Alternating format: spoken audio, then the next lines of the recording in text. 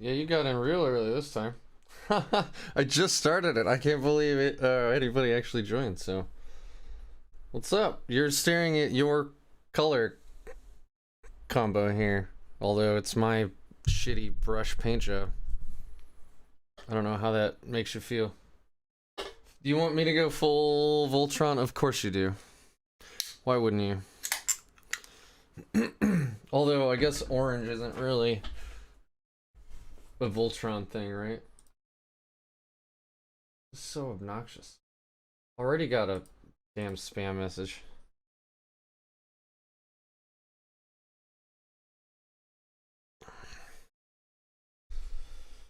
So, it's gonna finish up on the spear. I was gonna just do these little purity seal, the little like actual wax seals now, so that's fine. Yeah, you gotta go like save lives and stuff. That's fine, CJ.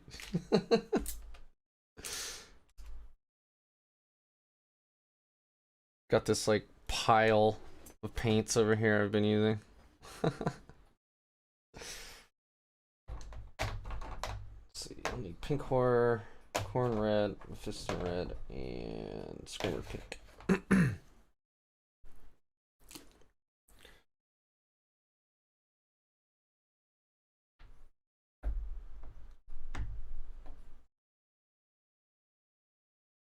I got so much to still do, it's a little obnoxious actually. But I can get it done. I have nothing else going on in my life, so no problem.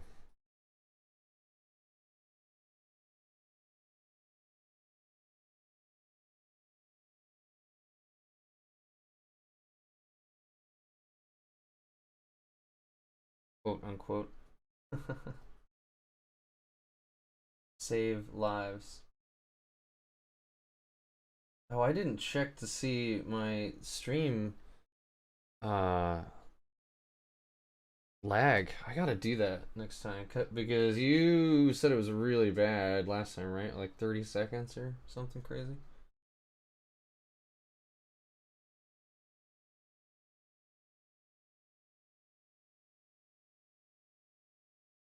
I wonder if my light can even get that for you guys. There we go. Better. That's better for everybody.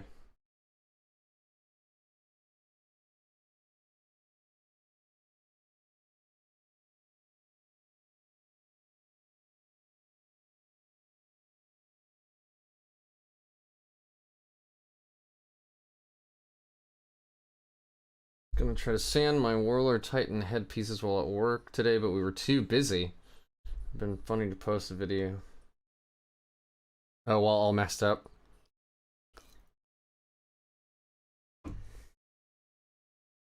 I think I get your message instantly. I think you hear my response pretty well lag, but that's just me splitting hairs.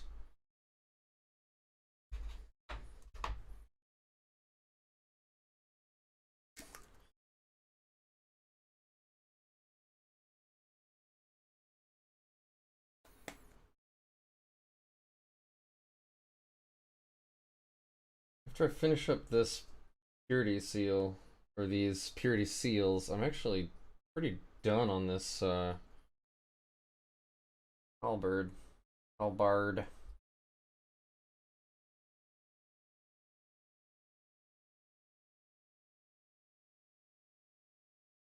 Be the first thing I've actually finished. At least, you know, as far as LVO required fighting goes.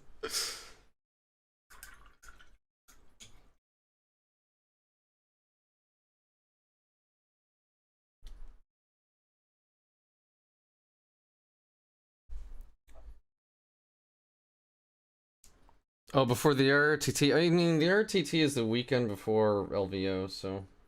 And they're pretty chill.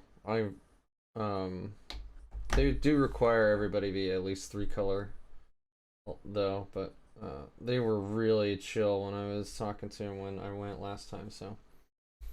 It's, so what is it? The 18th or whatever? It's the weekend right before LVO. Got way too much paint on this brush.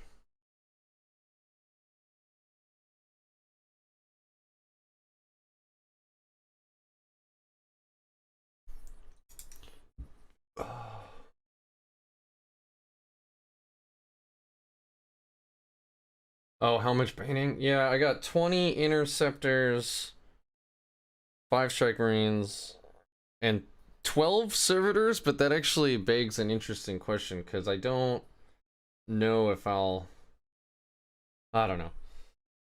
I was looking at the missions that they're actually going to have for LVO, and like 3 of them that, I mean, they're playing all 9, but only the top 8 are going to play the 3rd day, so I'm only playing 6 rounds. There's no way I'm making it into the top 8, but 3 of the 6 missions I'll have to play are like 4 objective, and my list was built to do banners. And banners is real bad on 4 objective maps. So, yeah. I don't know. Remember as well, when I say done and ready to paint, like, or like ready to go for LVO, like, they're already battle ready. I mean, I'm gonna make them look a little better than they do now, but I could actually take it as it is right now to LVO. They are all more than 3 colors, so 4 technically right now. Oops. Yep, that's it. That's the halberd. I'm really stoked with how the purity seal actually came out. Yeah. And of course I magnetize everything, so click. Done.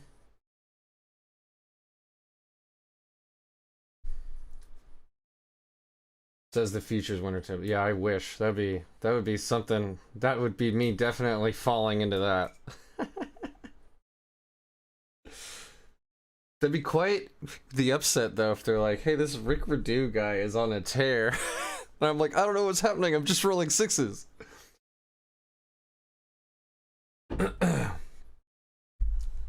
Yeah. I still got to do so much on this guy, but I mean, he's obviously totally table ready now as well. But I'm gonna do the guns, in the same red as this Dreadknight here. I think that'll be a cool contrast with the blue. So, and then it'll be red, white, and blue. It's very Team America. And I didn't mean Team America World Police. I meant like Team USA.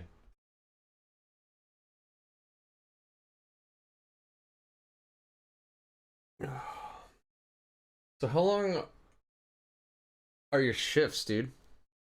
Are they 12 hours or 24 hours, or I have no idea how that works.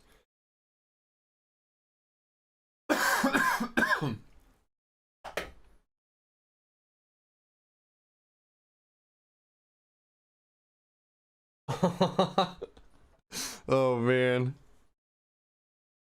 You know, I haven't gotten into any competition shooting. Not yet. I want to get some decent classes under my belt for that kind of thing first.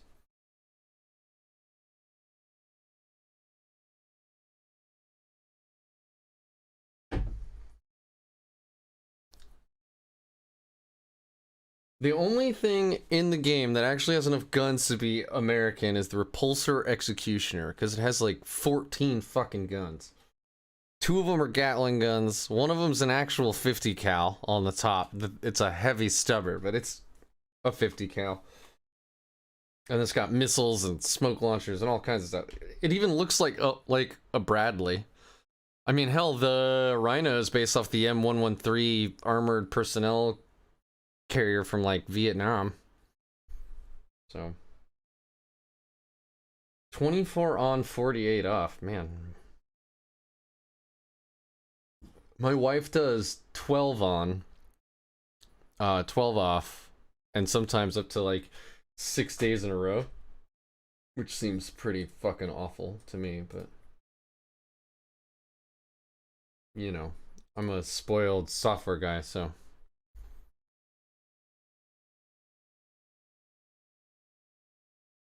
Yeah. Alright, what do I need to do on this guy? Other than clearly, like, fix my mistakes here. Gold, that's right. Needed to do all the gold work on him.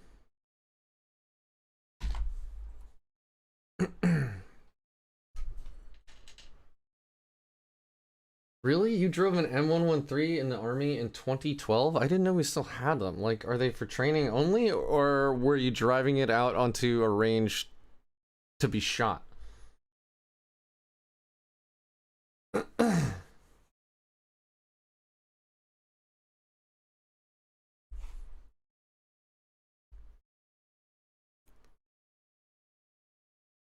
Yeah. 24 hours on, you would get to sleep. That makes sense.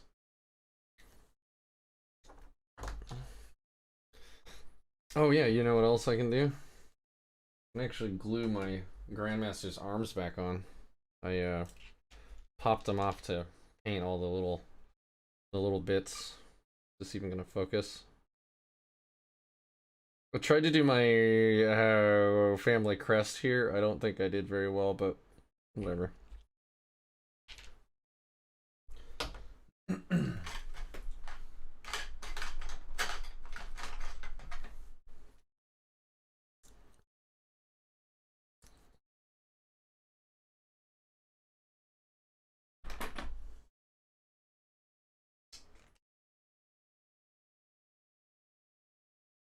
No, my super glue bottle is stuck.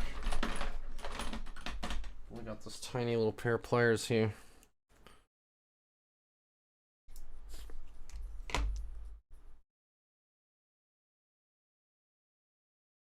Oh yeah, this is gonna be a horrible mess.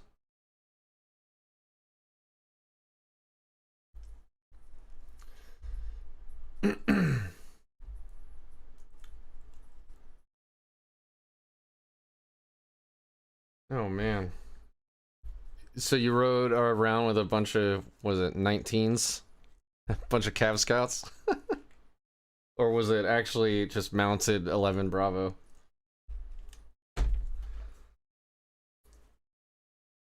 Man, thing's really stuck. I'm gonna have to just call it a lost cause at this point. I got many more.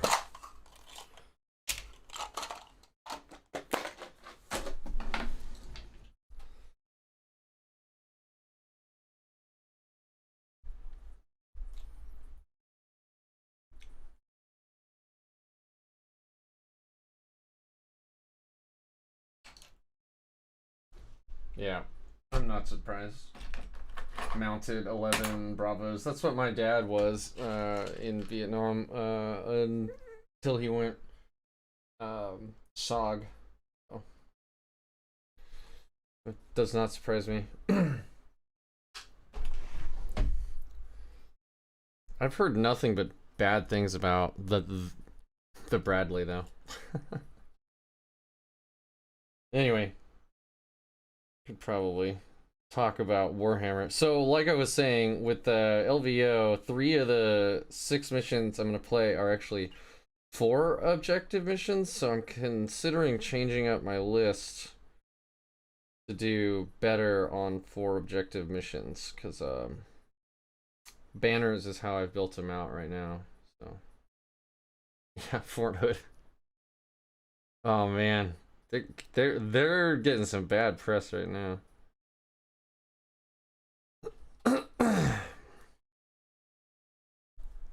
Man, I should. The more I paint these Dreadknights, the more I really realize I ought to like put them together entirely in sub assemblies, because it's just so much easier to paint everything, you know?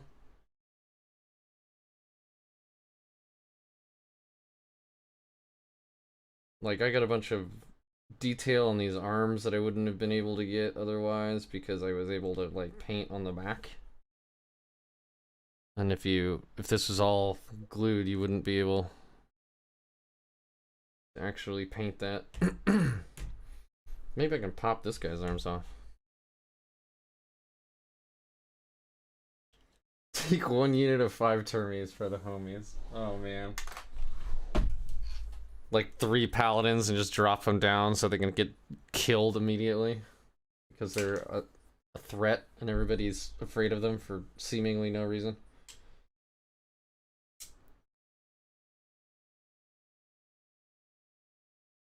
I have not had good luck with paladins in 9th, my friends, so yeah. Alright, let's see if I can carefully pop this guy's arms off. You may get to watch me make a horrible mistake on stream, so. Although if I put this guy together with plastic glue, I'm fucked. Oh yeah. This is applying diligent pressure and this is not coming out. I don't know. I might be fucked.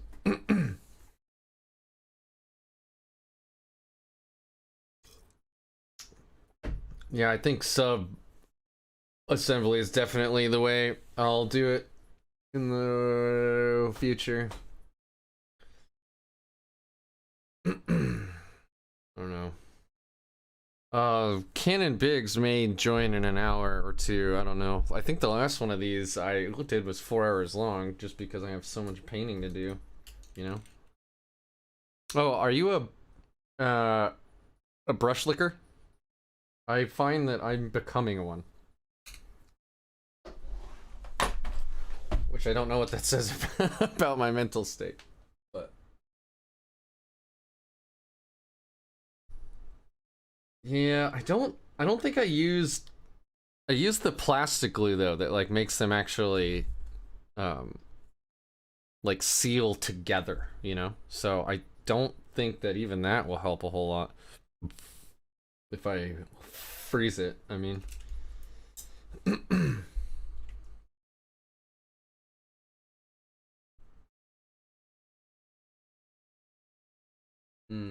What's a good orange?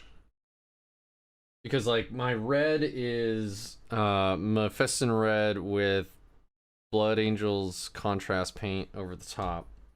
And then this is CJ's Techless blue with Telisar blue contrast paint over the top. So I have a couple of orange paints. I don't have an orange contrast paint, I don't think.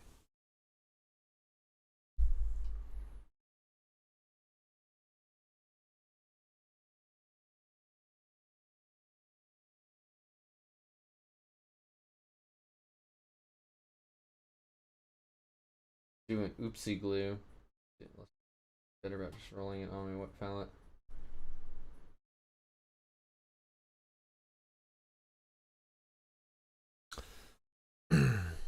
Yeah, my list has almost no troops. That's the thing. I have 1 squad of Strike Marines right now in my whole 2,000 point list. Man, I just wish the Terminators were either shrunker or less expensive, but I know that I've beat that whole topic into the ground. So let's see what I have for oranges.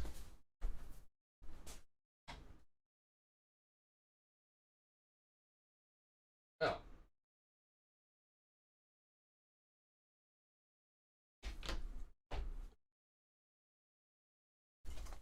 Oranges. Yeah, that's I was thinking. So I've got let's move this bad boy out of the way. All right. So I have Fire Dragon Bright, which is obviously like a fuck off orange. That's probably not what I want. There's Jukero. This sounds like a Tau name. Orange. And then I have the contrast yellow, which might actually look really nice. I have no spare. Nothing spare to paint on right now. Oh, I actually do. I have this cool. Here. It's not primed, but I 3D printed this sweet servo skull. It's a little small for an adult, but you know, I could at least try this out.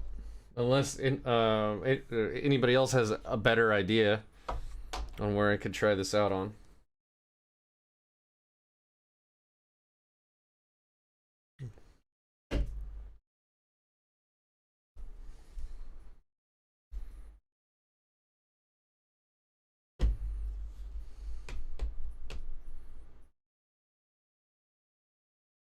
Inquisition monkeys? Clearly, I am showing my 40k noobness right now. I have no idea what Jacaro is. Jacaro? Do an undercoat of the yellow and then make a glaze out of the bright orange. More fucking bots!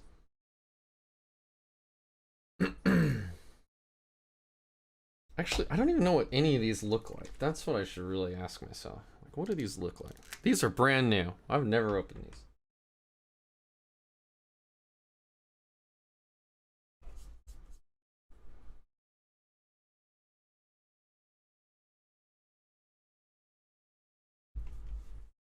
So that's the contrast paint. The Iadin yellow. Get so many comments. Yeah, so why don't you make other lists? I mean, I'm just like curious. I want to see Terminators do better, but like, you know, from a competitive sense, the people that are winning GTs, that, you know, winning super majors, even RTTs aren't really bringing Terminators. I mean, Stuart Traynor was winning RTTs with power armor, but the only Terminators are characters.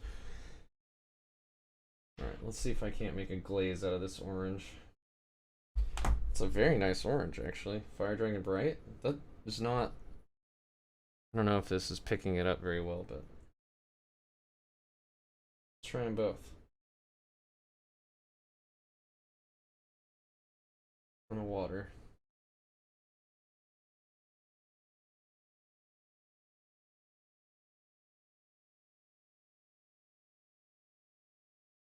And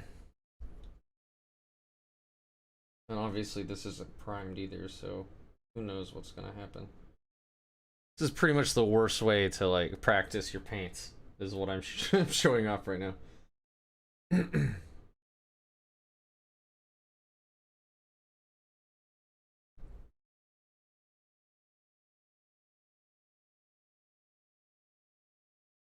Unfortunately, you can't do that. Yeah, you can take 4 squads of servitors in elite slots. If you want to get real fancy, you can take 2 detachments. Try to add another, take a vanguard for what, 5 more squads, and then you could take a tech marine in each one for another 2 squads that you could put into non-force org slots, because the tech marines allow you to bring them in non-force org slots. So you could do that, but then you're stuck with what? 10 squads of servitors, which are only 300 points, and then one, even if you do a max paladin size squad with all the like specials, you're only, that's an 800 point list, man.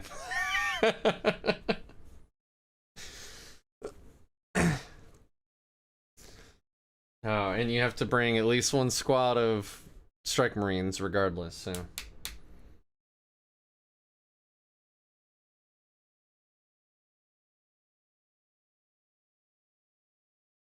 all paladins would be dope. Too bad they're expensive.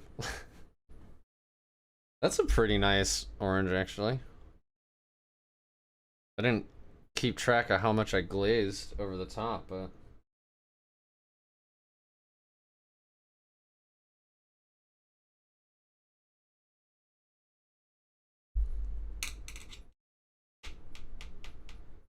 slap multi-miltas, you're getting up there. Yeah, fire advice servitors. Hitting on, what is it, 4s if a tech marine's nearby? Or maybe it's 5s if a tech marine's nearby? Oh man, no, now I want to open Battlescribe and fuck around with that.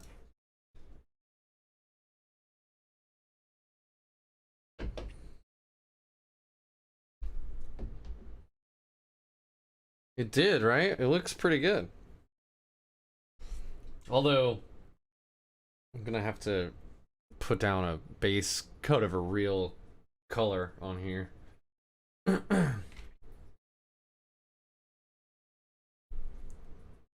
don't know, but then It's not like I promised my wife I would do this. So, I'm getting cold feet. The whole idea of the blue is this guy is me, that's my face.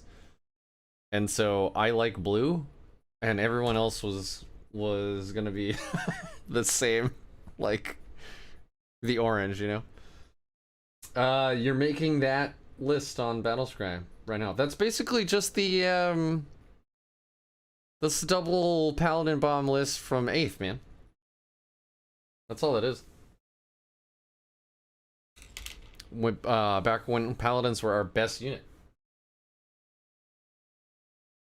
Brown or tan to be a good yellow undercoat. I wish I had like extra models sitting around that. Cause like I don't want to get experimental right now. I want to get shit done. You know. I guess I could always dick around with some other models because I'm waiting for my last Dreadknight to even get here.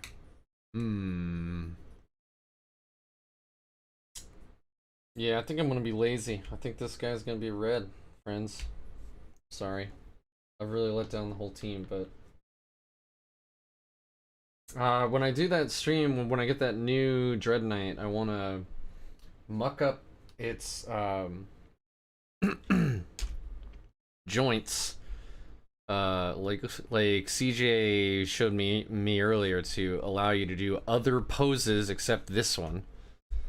And then I was gonna mount the left-hand gun up on the right shoulder, and I actually printed out a big Dreadknight size storm shield, so that'll be in his left hand, and I want it up like he's actually like protecting himself.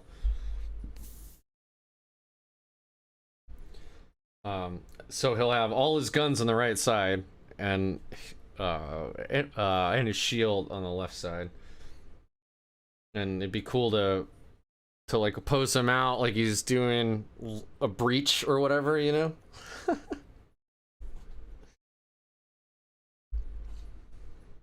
I don't think that's quite possible just from the limitations of the model, but I think like that would be really neat, and I plan on doing all that on stream. So, well, hello, Jonathan. Also, I'd never done skulls before in my life, and these actually came out pretty well.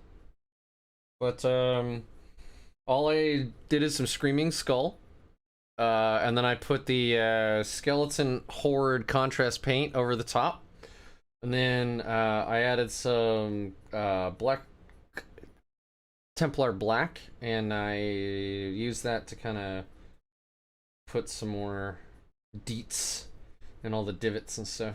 So yeah, looks nice, if I do say so myself. All right, let's get this guy out of the way.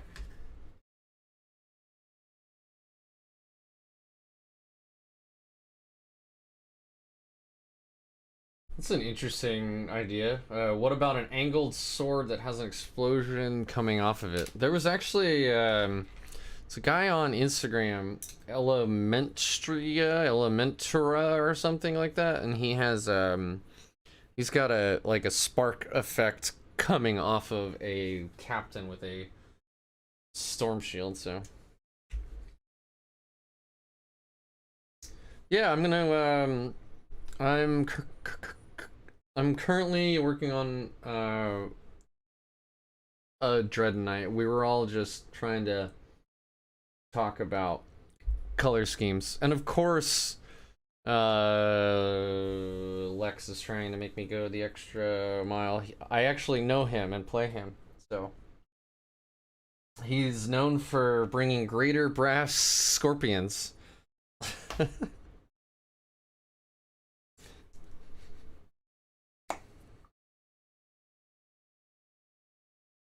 Gonna put a little Mephiston red on this palette and go to town for a while with just good old Mephiston red. Amazing color. I know red pigment is one of the easiest to actually like make look good, but I am very impressed with Games Workshop's reds consistently.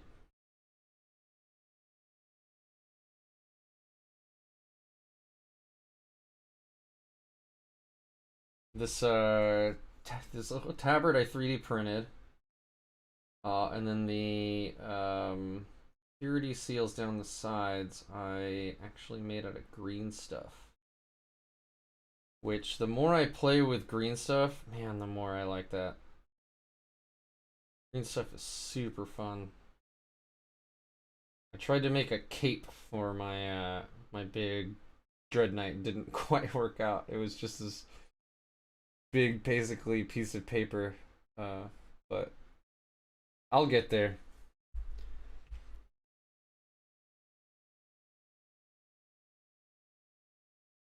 The Greater Brass Scorpion is a perfectly reasonable unit. What else would you bring? The rest of your codex sucks. I guess obliterators are cool, but only if they roll well on their stat line. And yeah, man, I love the Thousand Suns rules, but painting those models seems like a real pain in the ass.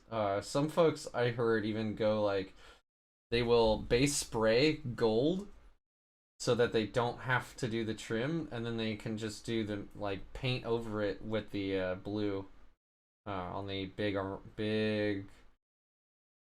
armor panels, because there's so much gold trim that you can just spray the whole damn model gold.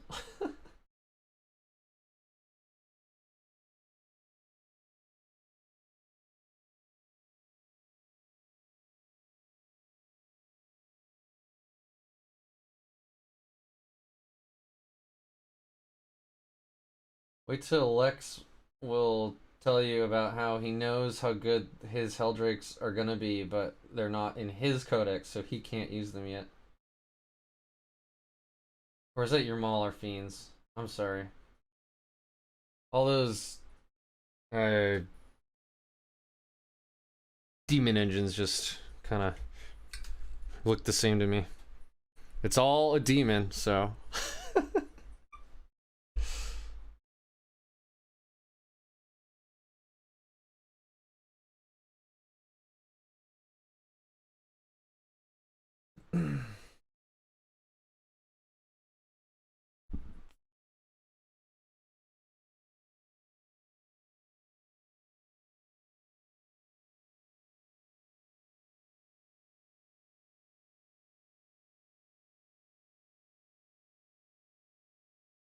All right, that was almost a horrible mistake. I was actually. It's both that I hate you forever. Yep. All right. That's what friends do. Tell each other they hate each other. No, I totally forgot what I was gonna say. Oh yeah, I was actually trying to like paint through my camera's screen there for a moment, and that was almost a horrific mistake. Just paint like a big red line across this thing at that point.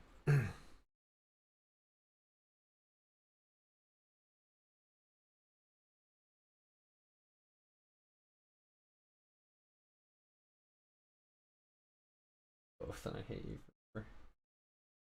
All right, so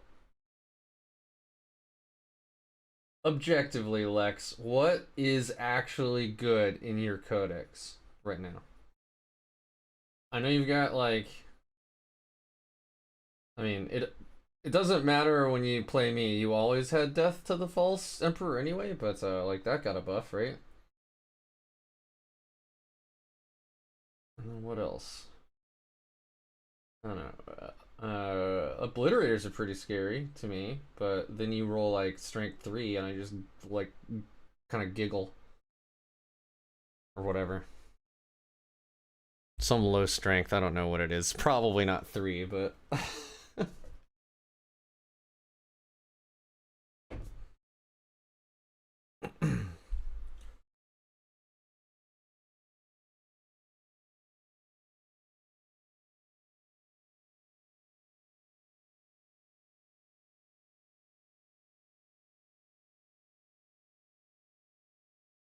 Gotta get under that demon skull.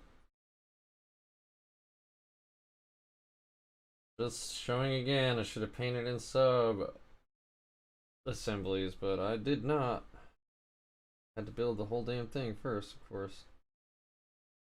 But I've built so many Dreadknights now that I definitely know how to like piece together all the parts, like, you know, chest, top, legs, like leave off the thigh plates and the ankle plates and stuff, and the knee plates, and then do all that individually. Yeah, actually, isn't Abaddon like super good right now? Isn't he like bonkers with all these weird combos of like ninth ed buffs and 8th ed rules? Like he's supposed to be like super frightening right now, right? And I'm gonna be off screen for a moment here, guys, but I'm just painting the underside of these ankle plates real quick. I don't know how to. This model's just large enough. I can't really keep it on screen.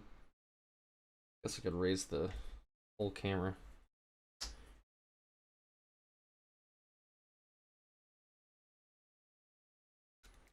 Now we're thinking with portals. Maybe not that high.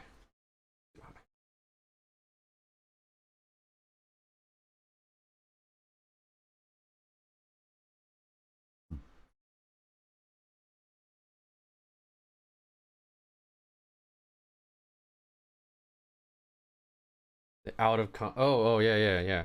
I am not looking at Discord right now, man. So oh yeah. You definitely should prime them, and then just like that, yeah. Apparently, gold first is the way to like to really save a whole bunch of time, just like that.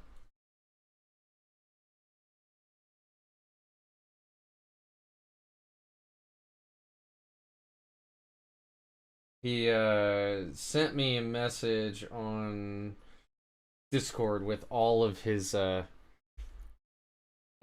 already painted like thousand, or sorry, already based Thousand Suns army. So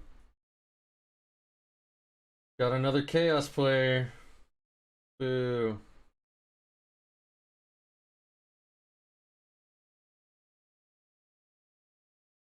Honestly, the faction, like the super faction that interests me the least. But I don't know. It always, I mean, the whole Horus heresy is just a bunch of superhumans with like daddy issues, so I don't know. Because like if the Emperor had just like taken them all out for like picnics and actually hugged them every now and then, the Horus heresy would have never actually happened, and then um all the chaos players out there wouldn't even know it, and they'd be playing something else. Like Drakari probably. Because it's goth and super emo.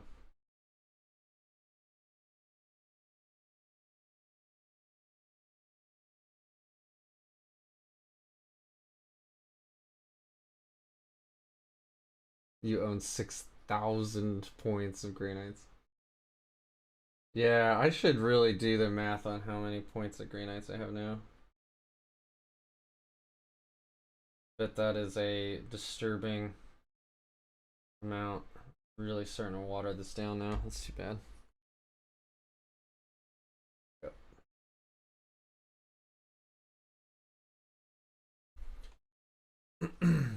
And you call me a chaos player. Well, you're obviously feeling the lure of chaos. Remember, no Grey Knights have ever fallen to chaos. But here you are thinking about it. I'm on to you.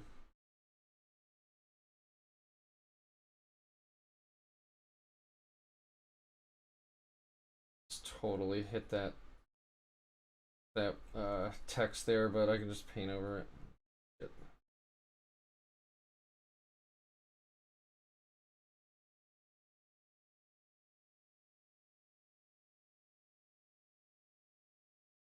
Man, that was really watered down when I was doing this earlier. That's too bad.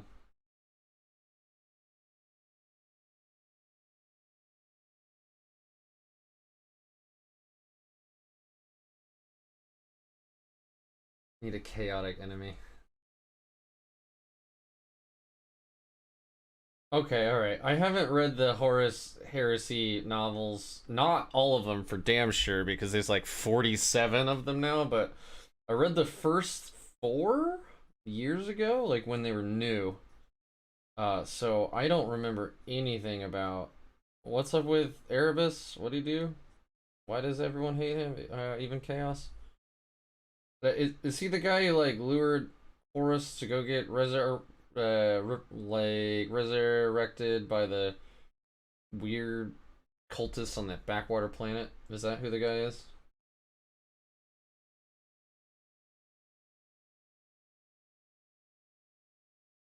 I absolutely love um Warhammer players like mental gymnastics. You really wanted to paint a badass demon prince of Zeech, so you did, which is legit and totally cool. And then you're like, well, now he needs a whole army. Like, I think painting Be'lakor would be super cool. I don't really want a demon army. But, you know, hobby the way you want a hobby, my man. It's hilarious to me. Like, there are just so many cool models, you know? Also, like, going back to the whole Thousand Suns rules, their sorcery point thing is so neat. Oh man, that is a cool mechanic. And then, like, as the game gets smaller and everything, like, you know, they get less effective. And so if Erebus did all that and got Horus to go become resurrected by the, like, god of chaos or whichever one it was, um why does everyone hate him? Like, if he started all that, is it, did he do something crazy afterwards?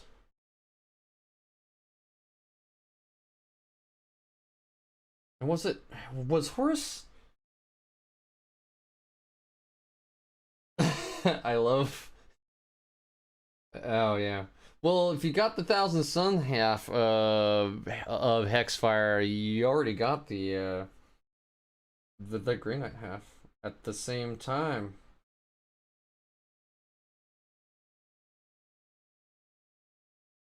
I know you love Mechanicus. Are the Dark Mechanicus supposed to get rules, or I guess we'll see if the Chaos Codex is supposed to come out this year.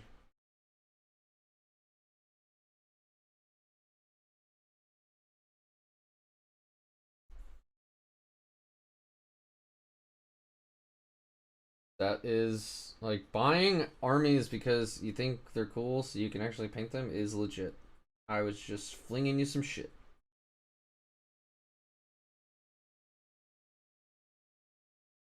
The only Chaos army I'm at all really interested in is Death Guard. And it's just because I like that play style of just being like an immovable object.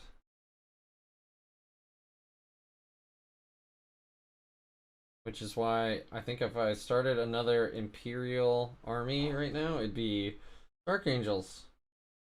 They have the best Terminators in the game. Makes me sad to say as a Grey Knight player, but it's true.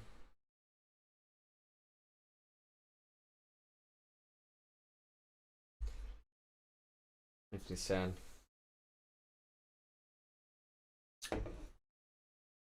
Oh yeah, that is actually a great question. How did you end up with 2,000 points of Imperial Knights? Because if you're like my buddy Zach, you make friends with a guy that has a billion armies, and then like meet friends who give them more, well, not give, but like offer for a great deal, like their whole armies, where like they just don't, they aren't gonna play that army anymore. So all right, so I was doing cross, so it'll be red, and so will the plate behind it.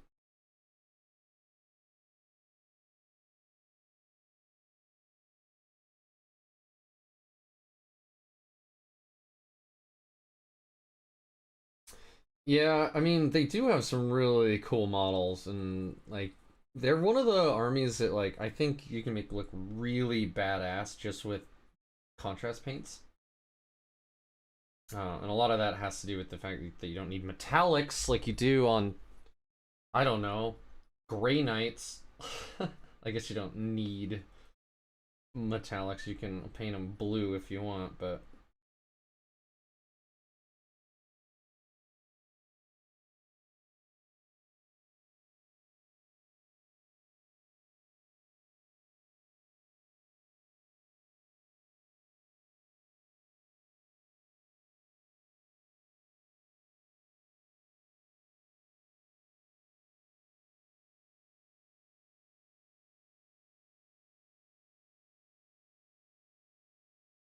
tilt shields for days. And then because that's white, red. Distant red, man. Every time I paint with this, it's like it's beautiful, beautiful.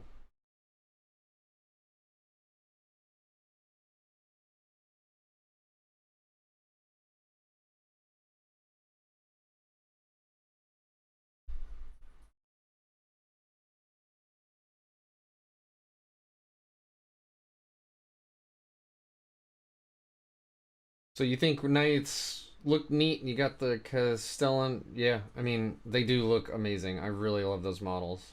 Those are really cool. And like I don't want to be an Imperial lapdog necessarily. I just think dudes in suits are super cool. So I've actually been eyeballing some Tau, but then again Lex also plays Tau. And I still have like 3,000 points of unpainted Deathwatch that I should probably take care of first.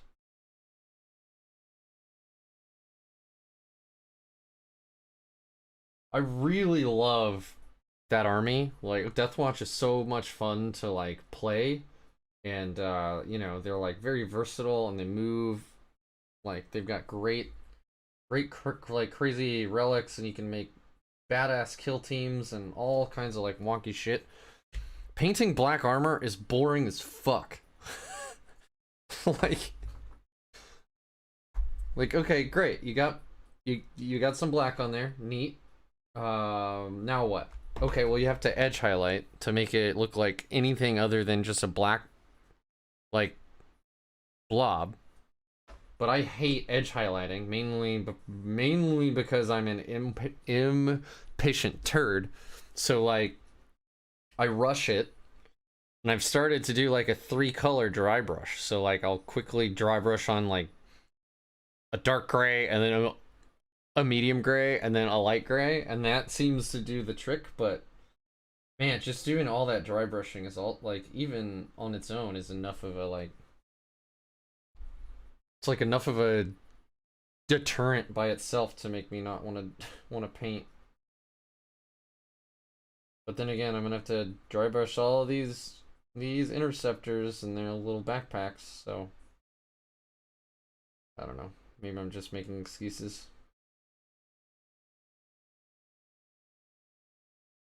Fuck painting black. Yes, exactly. That's what I'm saying. Oh, make everything glow. Yeah, yeah, yeah. I mean, I guess I could do a bunch of OSL on my plasma dudes. That would be fun, actually.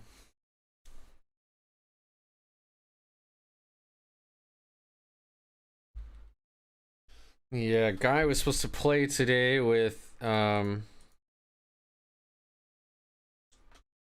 He was gonna bring over his Ultramarines and we were gonna play, but he had to bail on me because he got stuck at work. But he just messaged me apologizing again. Stupid work. Stupid me not actually keeping my painting thing in frame so you guys can see it if you want to.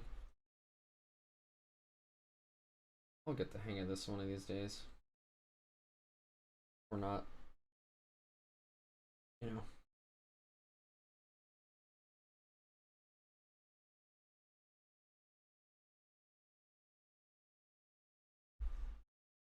All my homies hate black and my kitten is drinking beer. Hold on. Let's see if I can actually get... Nope. He just ran away, but he was actually drinking out of that beer can. You idiot.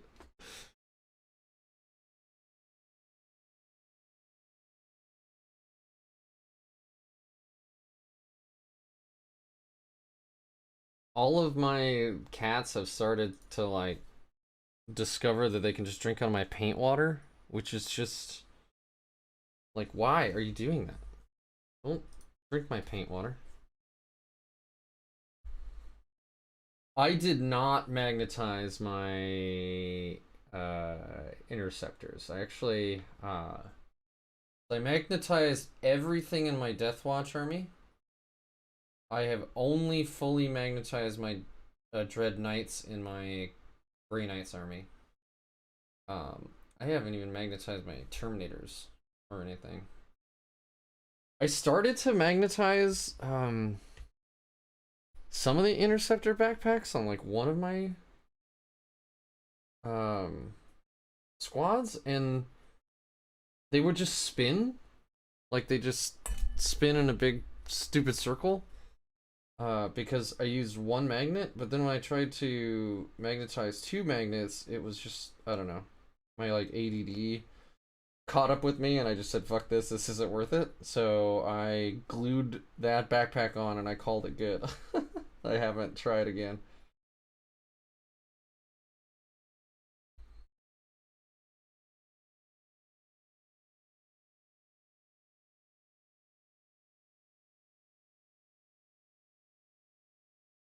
Yeah, what is up with, like, gosh, my old my now late cat Reese would like eat out of my or drink out of my paint cans, like, or paint cup all the time.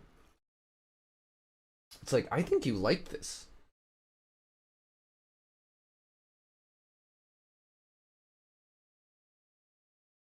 I'm not worried about the cats. They actually don't mess with the stuff on the desk at all, and and if I'm not painting, it's up on a shelf above my monitors, so they'd have to really flip out to climb up there. And then when I'm done, it goes in a display case in my living room or out in the garage, so it's not a big deal. All right, red, red, red, red. Oh, right, and I was doing the backs. That's right. I was also doing the backs.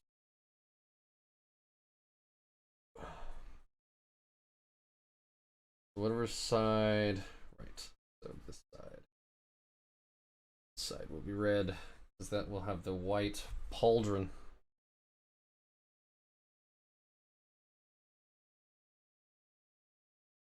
So are you guys? I mean, I know you're not hobbying right now, CJ, but are you, Levi? I found the last time I did one of these streams, it was just basically a whole bunch of people join that were also hobbying, and then they could just use this as like a audio distraction. So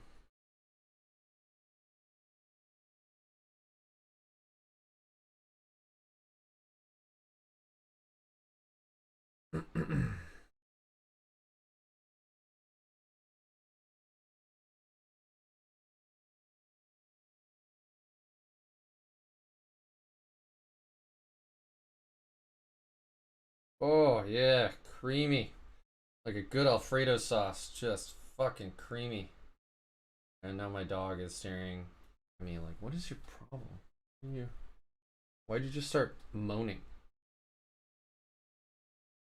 Ivar, you will never understand or appreciate laying down a fantastic first layer of paint on a tight edge like this. You just won't. Woo! Feels good. Playing Tales of Arise. Is that on Steam or is that a is that even a PC game or?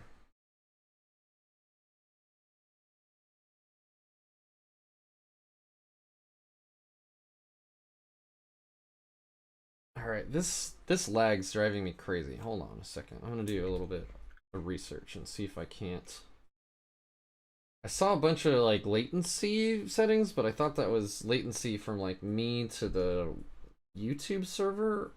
I'm not sure if they mean lag between chat and. I bet you I can't even mess with it until I'm not online, huh? Oh, okay. I can schedule stream and then look through it. Stream latency. Yeah, okay. A low latency stream can reduce the amount of time it takes for a video to be visible to users watching a broadcast, though it can also affect the smoothness of the playback. All right. Well, next time I will remember to actually change that. So. Oh, all right. Bye, CJ. Good luck. What are you supposed to tell a firefighter when they just bounce?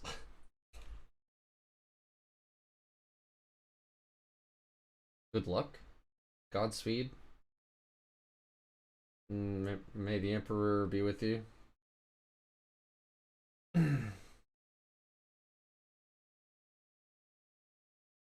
PC port JRPG, okay. I mean, I haven't played a JRPG since Chrono Trigger, so you know, I don't know anything about it. Is it pretty classic like Final Fantasy or Chrono Trigger or?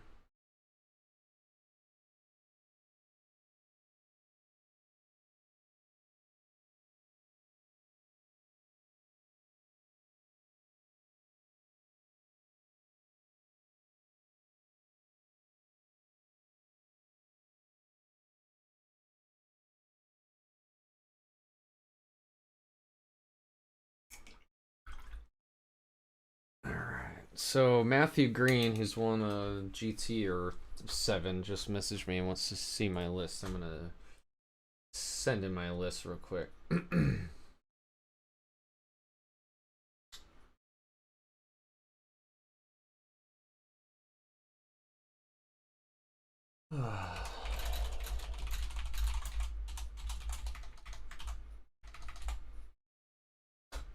Matthew Green's gonna be at LVO. I'm gonna hang out with Cannon Biggs. I might get to like spend some time with the Art of War guys because they're gonna be down there, and Cannon got to know him pretty well at the New Orleans Open, so we'll see. And if not, Norm will be there.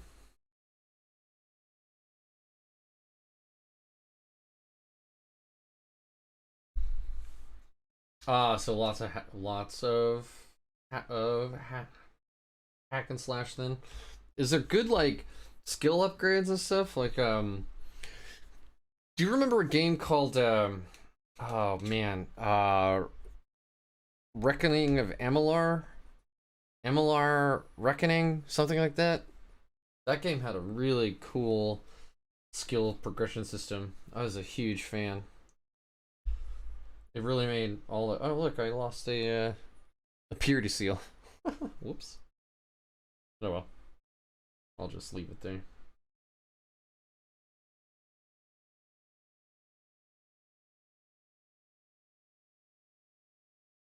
More hack and slash.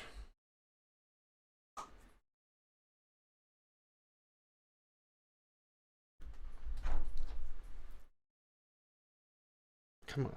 Close. Yeah. Got it. Okay. Yeah. That was a cool game. But it was third person. Is this one third person, or is it like top down, or is it a party game, or is it like there's only one of you? I'm gonna ask you every question I could possibly think of all at once. That'll work real well with this whole latency thing.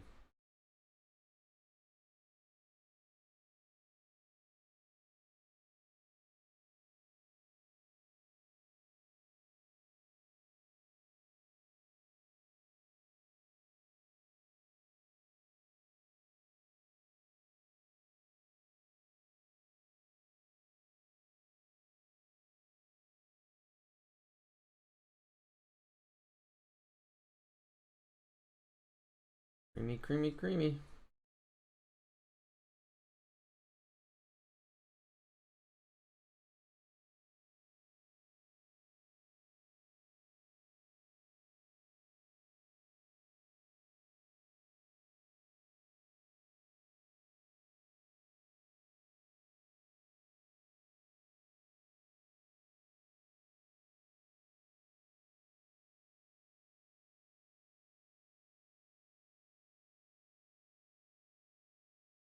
Oh, third person. Oh, so it is. Oh, interesting. Okay.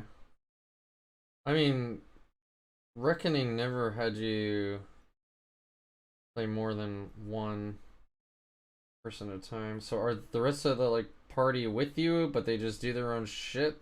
Kind of like KOTOR was. If you remember KOTOR, or the original Dragon Age, which was, God, that game was awesome.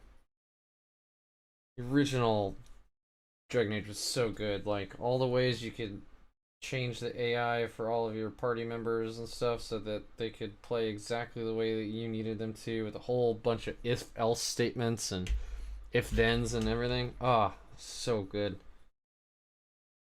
You could like automate combat, which was, sounds awful, but when you're leading 3 other high level characters in combat, it was actually really nice to be able to just do that if you wanted to. Or if like you're wanting one person to just cast a big buff every fight on your main character, you just say to do that first every time. That's very cool. I loved that. Everybody buff me. Yes, thank you. God, the first Dragon Age was so damn good. Oh my god. I think I replayed that as often as you could to do every single starting zone, because the game was different based on like what your starting race was and your background. That shit was so cool. Loved it. Um, yeah, I think the Dwarven Noble was probably my favorite playthrough, or starting area anyway. So good.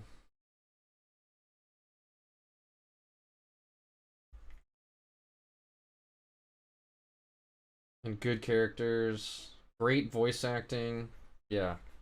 The the original Dragon Age like had it all figured out.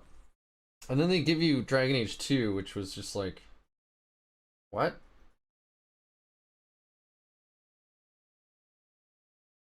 It wasn't as bad as people always say it was, but man, it did not live up even close to how good the original one was. Like, it just wasn't ever going to. Like, they just kind of limited the scope way too much.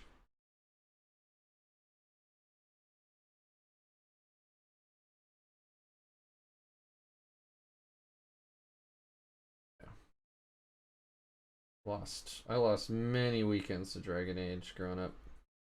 Actually, growing up, I was probably in my fucking early 20s. Someone look up when that game came out, because I doubt it was. I doubt it was when I was a kid.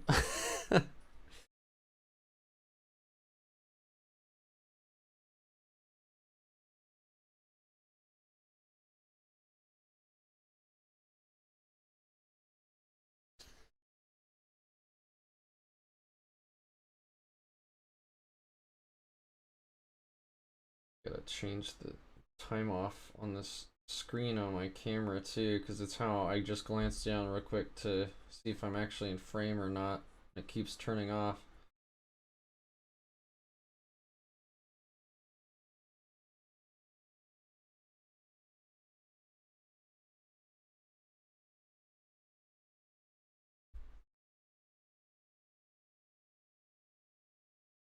What bothered me about the second game was, first of all, the scope. Just because, like, you go from Dragon Age 1, which was this world spanning game, to Dragon Age 2, which never left that one city that I can't even remember the name of. And then, like, just all the reused assets and stuff. And I don't mean, like, this is our, jungle tile set. I mean, like, there were 4 dungeons in the whole game. Yeah. Okay, so I graduated high school 02. So I would have been wow, math is hard. I've had just enough beers. I would have been like 25, 26.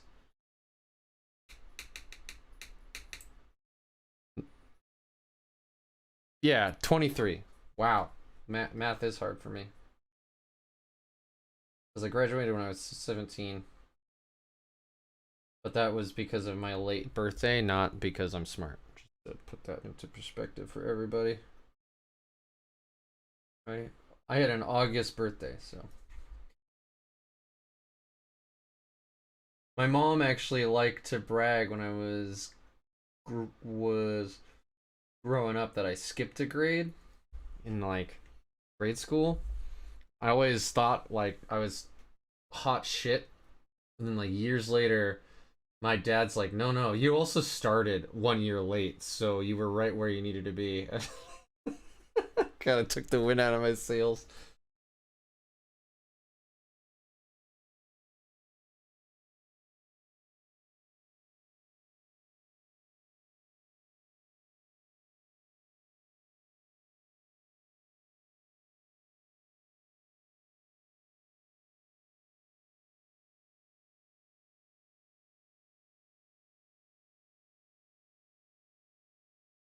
When did the latest Dragon Age, was it Dragon Age 3 or did they rename it? I can't remember. That game was, it was pretty decent. I don't know. I don't remember playing it more than once though. I played the like mage tank class. That was actually a really cool take on like tanking, because at the time it was like, and wow, the best mage tank in the game was a paladin, and that's not really a mage. You could do it in Dragon Age, because you could make big barriers and shit and stand behind them. Neat. Yeah, my mom was very hilarious. Yeah, very dry, sensitive humor most of the time. So on the 29th, not to get not to be too somber, but the 29th will actually be her 5th anniversary of her passing. So it's a cool lady. She's why I'm into computers now. So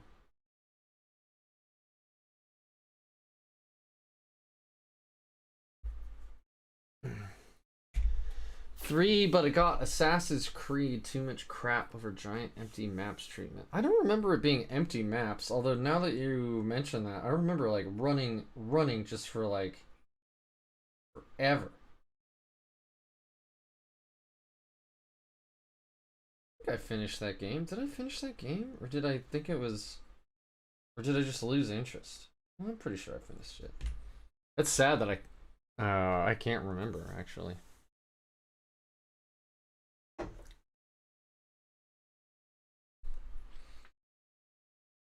Alright, I'm almost done with the red on this guy. How cool is that? But then, I have to do the red on this guy! Yay! So, a fun time. Everybody just gets to watch Rick paint red.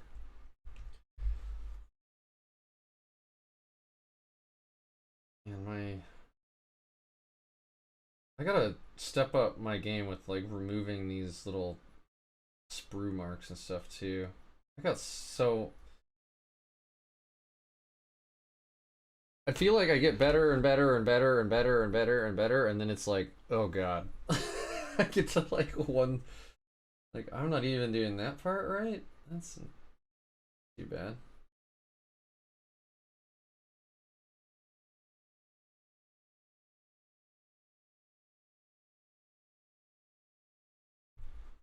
Yeah, I don't. The new Dragon Age just didn't. I don't. No, I'm pretty confident I finished it because I know I had like whatever the end game mage tanking build was at the time. I don't think you could get to max level without completing the game, but honestly, I don't even remember if that game had levels. I think it did. Now, Chrono Trigger, that game left an indelible mark on my fucking psyche. I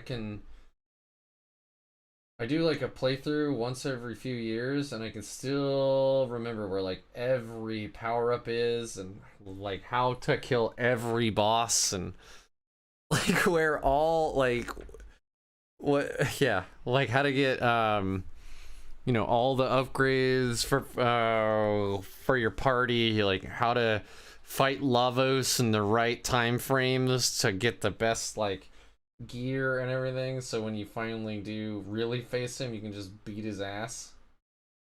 Oh man. My greatest accomplishment in that game ever was I had it on SNES and I played it so much, and the new game plus thing was just marvelous. So you beat it and then you start the game again, and like you're level 47 or whatever, and you just keep playing, keep playing, keep playing, and you could do new game plus again. And then if you killed Lavos the first time you actually face him in the game, which spoiler alert for like a fucking 30-year-old game now, but you're supposed to die to him for the story when you first face him, and it's a big like pivotal point in the story. But if you defeat him that first time, it's this like special 27th ending or whatever. God, that game was so fucking good. They've not made Secret of Mana. Yeah, that was also I tried to play that game a couple times and I couldn't quite get into it. I think it's one of those games where just like stuff kept coming up in my personal life. Like it had nothing to do with the game. It just like shit just kept happening. But I've heard really good things about that game too. And if nothing I just said made any sense, it's a game where the whole shtick is time travel. So you can like go back in time to try to stop this horrible thing from happening, but you have to, gain in power first, and then you have to, uh, yeah, it's just amazing game.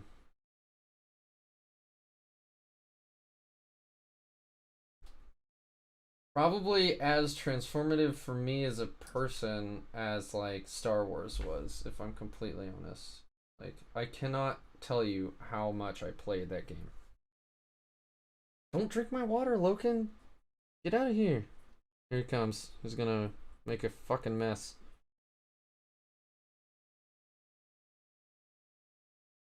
Are you done? No?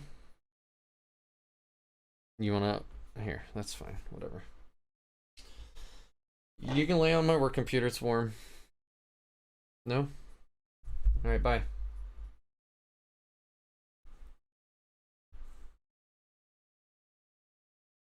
And now I want to do a Chrono Trigger playthrough again.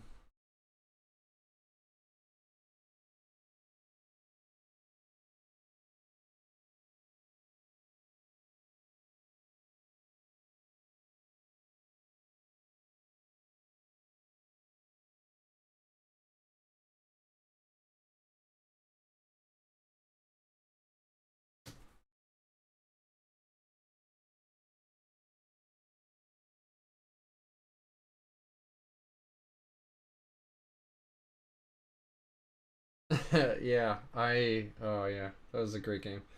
Is there a game like that for you? Was like Secret of Mana like that for you? Like, did you just play it, play it, play it? I was so enthralled by the idea that Chrono Trigger had like 16 endings or 27 endings or something. And this is like before achievements, so the only achievement you got was a mental one, and I think I still went through and tried to get as many of them as I possibly could. No points for me. I mean, I think we're the same age, right, Levi? Pretty close. Uh, has anybody in here had a game like that where you just like played it for fucking ever? I see there are more lurkers in here who aren't chatting. Unless it's more fucking bots. Oh no, I got that sweet orange on the toe of my Dreadknight.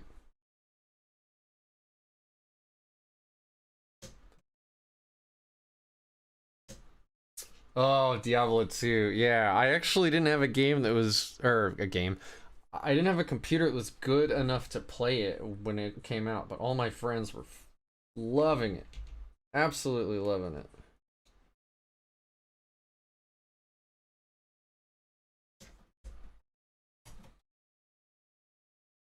It was the same for me with EverQuest.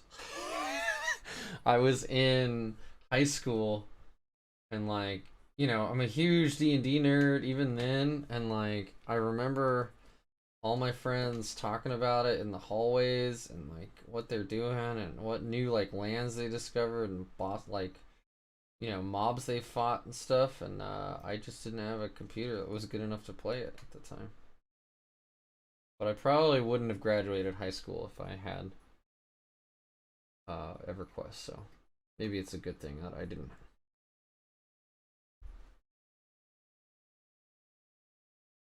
Oh man, trying to make it so you guys can see what I'm doing, and then well, that's okay. I have to paint that too, but.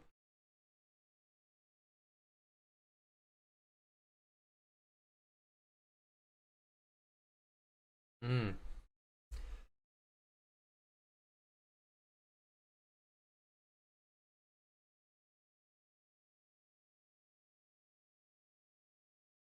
Creamy beige. Bailey's.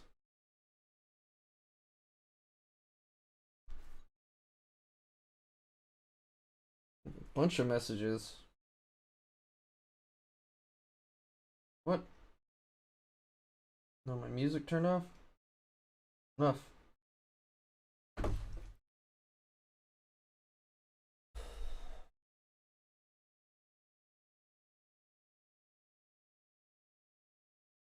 Dude, okay. So, yeah, EverQuest. I actually have been playing it. I've got like a level 8 paladin now.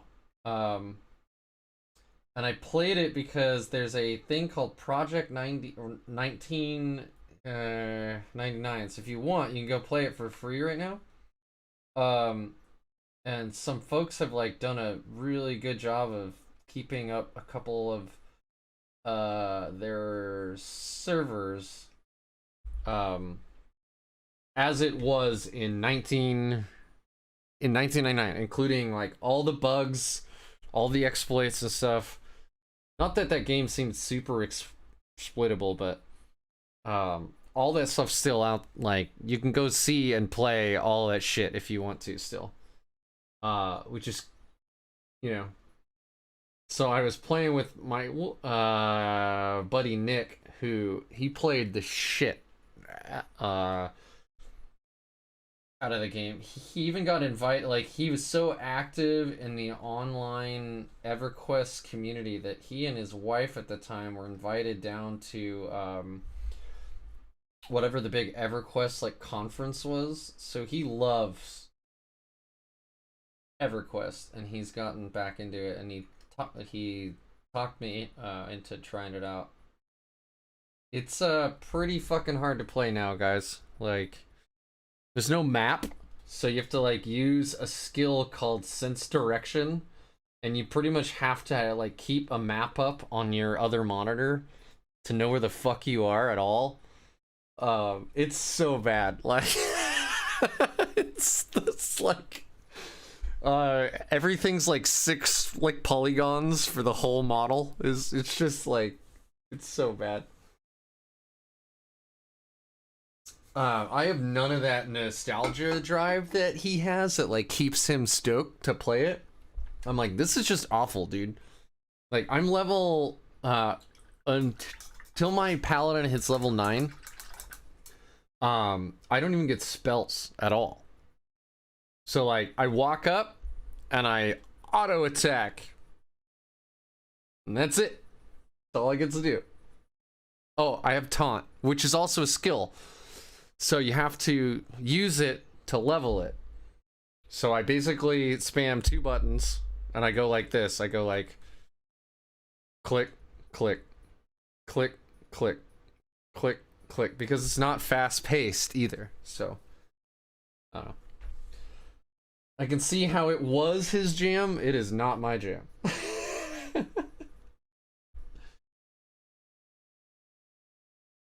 Just making sure I didn't miss any big parts of any of these guns or anything. And then I'll probably switch to doing the guns on this bad boy. And after that, I'll switch to the white and do the other Dreadknight again.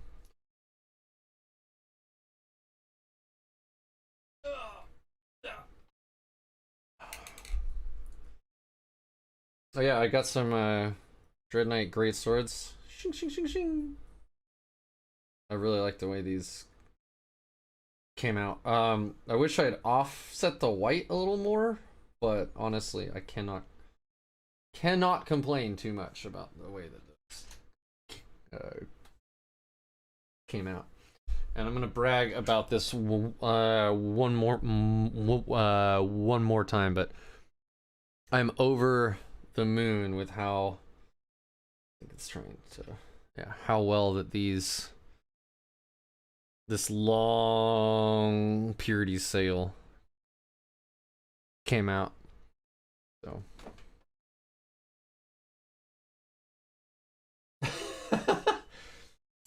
that's a nice Dreadknight you've got there. It'd be a shame if a railgun hit it. Well, Lex here plays Tau, and I think he is pretty stoked to blast the shit out of all of my Dreadknights. So we'll see that. We'll see that soon. And like, I love that reaction from the entire internet, because I don't think that's going to be the worst part about that codex. Like, you got to remember, they have a lot of other things that actually do shoot, and shoot a lot better than a fucking hammerhead. Like broadsides and riptides and crisis suits and all kinds of other things that will put out way more hurt than those fucking hammerheads will. So I don't know, we'll see. Yeah, they'll live through the first one with 1. Woo! And now I have a well, I mean, assuming I don't make any of those mortal wound saves too, I'm gonna save 1 of them on average, so 2 wounds, thank you very much.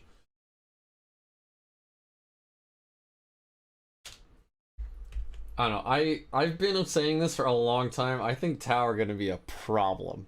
I don't think the meta is ready, and I don't think any of the codexes are ready for the amount of pain that codex is gonna drop.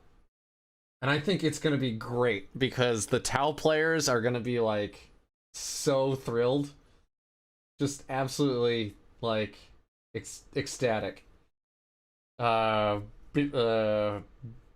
because for years we've just made fun of them, and then they're going to eat our fucking lunches.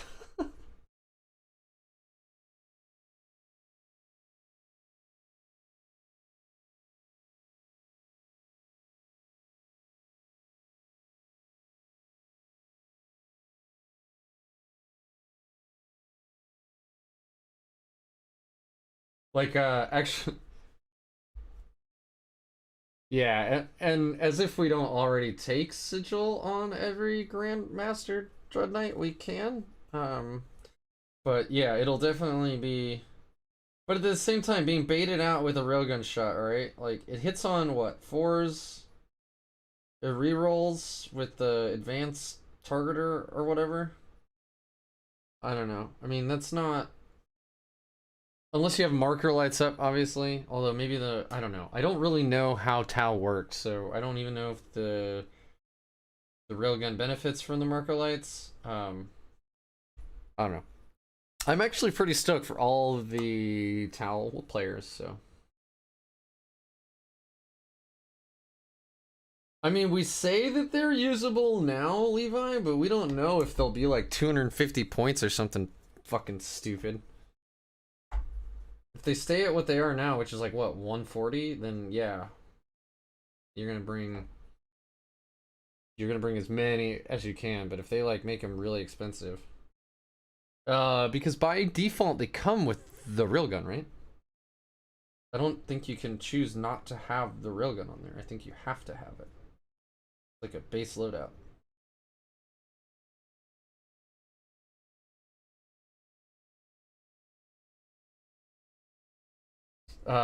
One of my first times playing Levi ever, and he's in chat. It was his Tau versus my Grey Knights. It was our 8th ed codexes. And if I remember right, please correct me if I'm wrong, but I like absolutely trounced him. And then after the game, like it wasn't close at all. And it's not to say like I'm an amazing player and he sucks. I think I like rolled really hot and we had a long edge deployment, so I got to like charge him really fast and blah blah blah. Anyway, it was like a total walkover. I felt bad. And then I realized at my feet was an entire other squad of Terminators I hadn't deployed. So I think it was like a 1,000 point game, and I actually beat him with like 850 or something. And it was just like so bad. Anyway, I'm trying to say I don't think that'll be a thing now. I think it'll be a good game now. Assuming they don't need like day one nerfs or something. I don't know.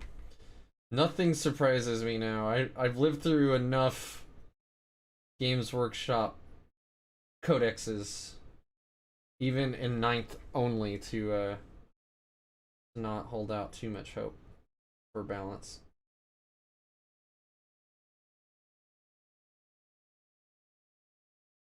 They do have an alternate gun and an ion cannon. Is that extra or is that? Huh. Yeah, I mean, I've played Tau twice in my entire Warhammer career, which, granted, has only been 9th edition, but like, that's how underrepresented they are right now. Just in general. Oh, that's right. Oh, that's right. That's right. Yeah, that's when my Grandmaster could get a 3-up invul for the whole game, not one turn like he can now. Yeah, that was good. That was good shit.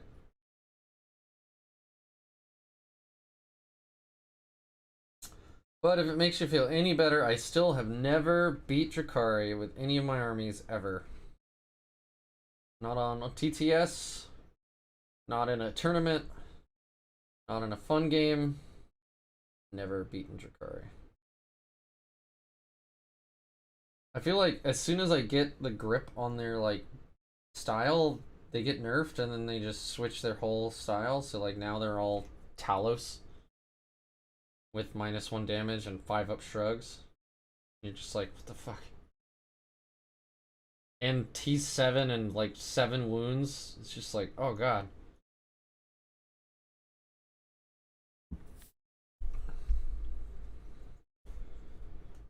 Poor Tao.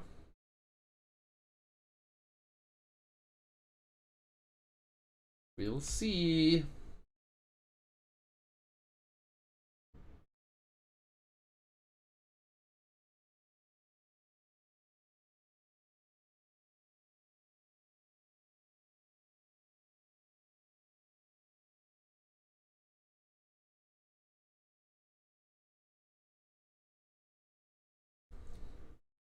Let's see, what else should we talk about? Oh yeah, I mean, I guess we could continue to try to pretend that we're mad about the fact that Tao got a good gun, but I don't care. I think we're gonna see a lot of D3 plus 3 damage on their smaller railguns, and arguably that's gonna be a much bigger problem. Like, if all the broadsides get D3 plus 3 damage guns, that's gonna be a real problem for Grey Knights, and we're gonna see the Grey Knight meta switch into like everybody just rushes power armor, go, and then you're gonna have to not make any mistakes ever, because as good as we are offensively, we're actually not that good defensively. So, and we are a very expensive army. I don't know, but it might be good for the meta overall to get an army's butts kicked. So they'll probably nerf Drukhari, but they'll buff, they'll like lower the points on the Raider again and the Witches, and then we'll be right back to where we were. For Drukhari, because they can't seem to balance Drukhari worth a shit. And then they just like totally neutered AdMech, so I don't know. It's a gentle scale, you know? I'm at a 40% win rate against Drukhari with Chaos, but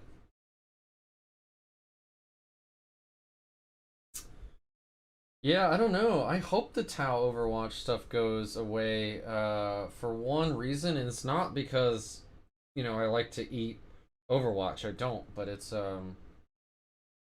I mean, I think Levi actually opened my eyes to this when he mentioned this, but like Tau, them all getting like supporting fire and stuff makes it so that they really want a castle, and you just don't want to in ninth. That doesn't like you got to spread out and grab primary, and it doesn't help them to do that or to want to do that. So I mean, thematically, shooting into combat is so goddamn cool. Like, that is so neat. When I saw that the 8th Brotherhood can fire their storm bolters into melee, I was stoked, and then I saw that it also costs a CP, and I'm like, well, that's fucking dumb. Because, like, I mean, that by itself is not going to make anybody take that Brotherhood anyway, but the fact it's not passive is weird to me. It ought to be a passive buff that they always get. I mean, because ninth is so killy, it's like you'll get to swing back with what? Or get to like fire what? 2 Stormbolters or something?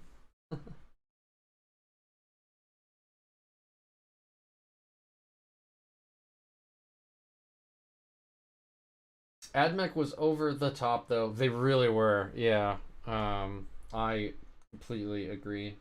I in that first RTT that I went through, there was an orc freebooters list, and there was like 2 AdMech flyer lists, and somehow I dodged both, and I was really glad that I did. Because I'm okay with losing games.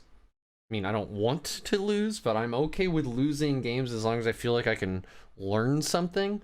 And those armies hit so hard and so fast and did so much damage turn 1 that like how the fuck are you supposed to learn anything from that other than don't play those armies. Like it's not fun. It could be fun, but it wasn't.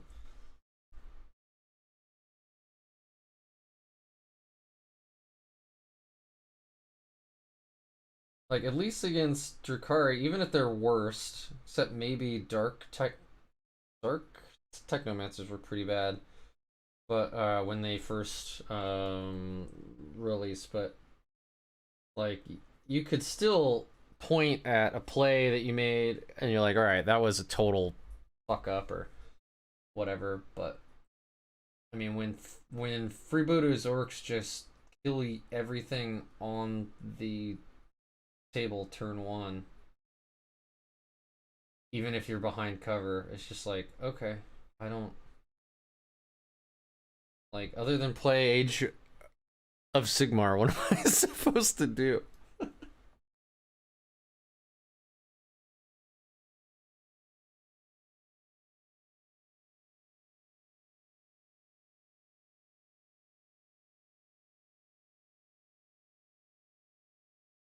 And if I remember right, the AdMech stuff, like the AdMech stuff was bad when it came out. Like the like obviously there was the like automatically wounds on a 4-up radium rounds stratagem, and there was the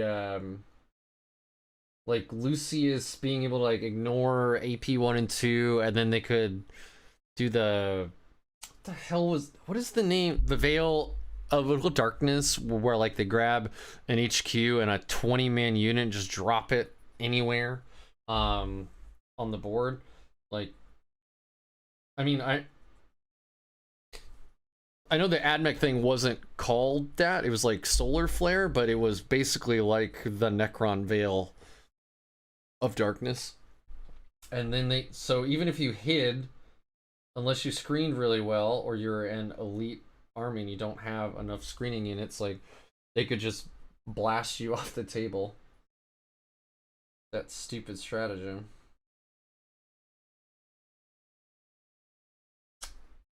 I'm trying to keep a positive mindset, but like, so actually let's switch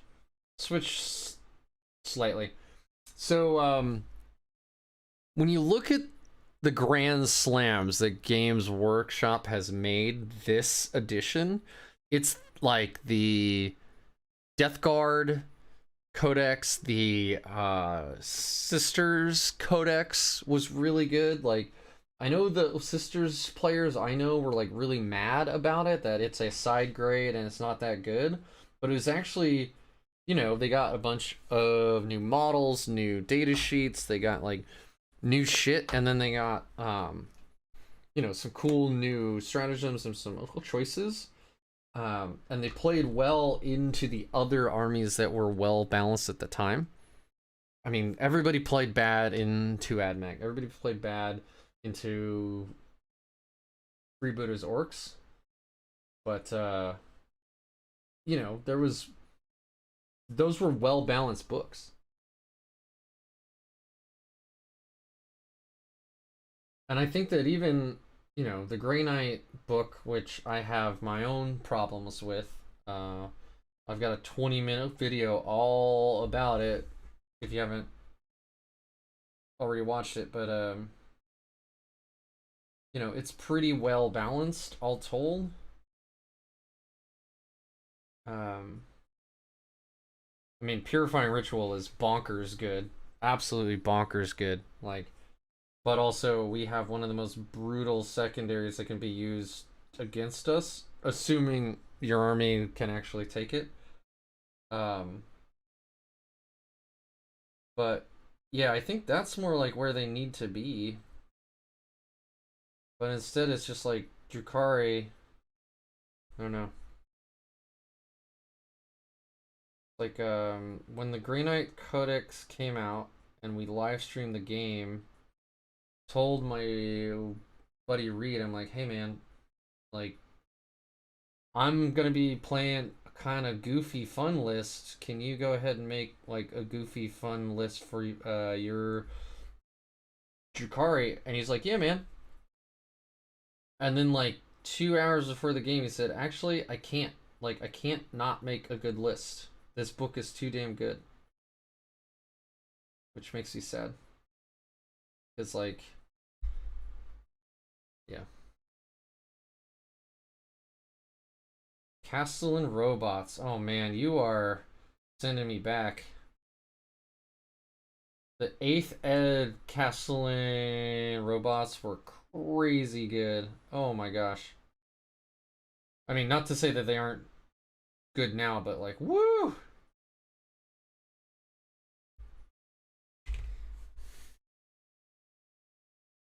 Castellan robots hit like trainers, so durable. Yeah. I actually haven't played them in 9th, so I don't know how I really feel about them. In 8th, they were nuts. Like, they had so much shooting, and then they could go as Mars, so they'd get like rerolls from Crow, and then they could, or not Crow, LOL. God damn it! What is the name of that tech priest now?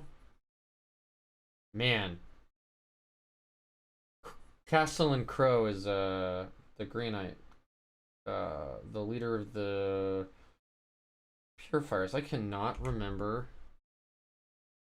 the name of that giant tech priest that made all the Primaris shit. Don't drink the paint. This moron. Stop trying to drink the paint. Hi, Logan. You're very cute.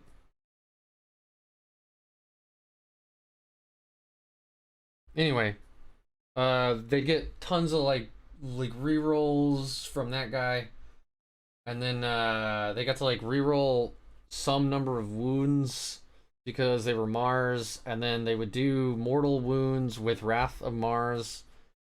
On the, yeah, it was just nuts. And you'd always see like 6 of them in a list at least, if not 9. I think when Morty came out, and everyone is like, "Oh my god, how are we supposed to possibly deal with this? This is so bonkers. He's unkillable." Blah blah blah blah. Admech players are like, you just need 5 Castellan robots fully buffed. Like, you're gonna shoot the 6th at him anyway, just in case, but you only need 5 mathematically. It's pretty crazy. Yeah, call. That's his. Yeah, call. My bad. GW just seems to be really bad at identifying problems with how certain armies faction buff turn certain units. Yeah, I mean, part of the problem with Drukari is their main book hit the same weekend as their Army of Renown hit, and that's where they got Cult of Strife. And Cult of Strife is just, oops, is just like bonkers. That's how they get like advance and charge on turn 2, and then they have a 5-up invul by turn 4, and blah blah blah blah. It's just like crazy stacking buffs. I just scared my dog. Sorry, Ever.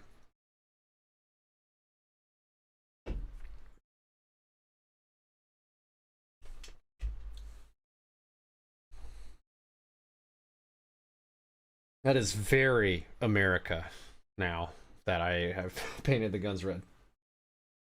It's like, I kind of want to salute this now.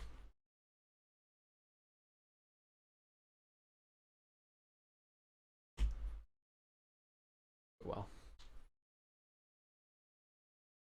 Stick some more gold on him. It's not quite so bad.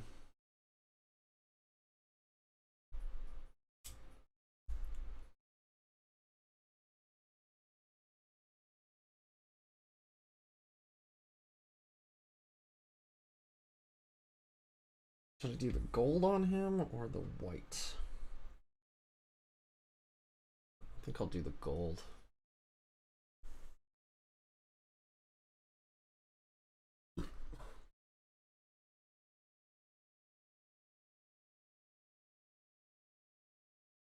Looks like Cannon Biggs just got home, but I don't know if he's still awake. He's this message he gave me is like 20 minutes old, so he may have passed out. Stop trying to drink my Loken. Stop. It's non-toxic, but don't drink it. Come on.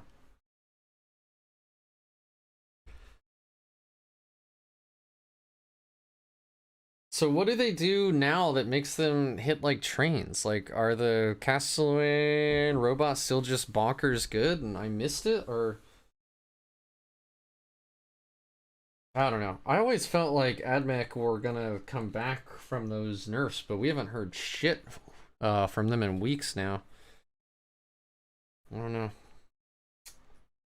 Poor AdMech.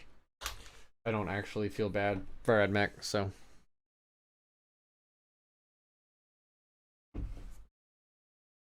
But how about those Gene Stealer cults, huh? And those Custodes. They're gonna be pretty cool, I think.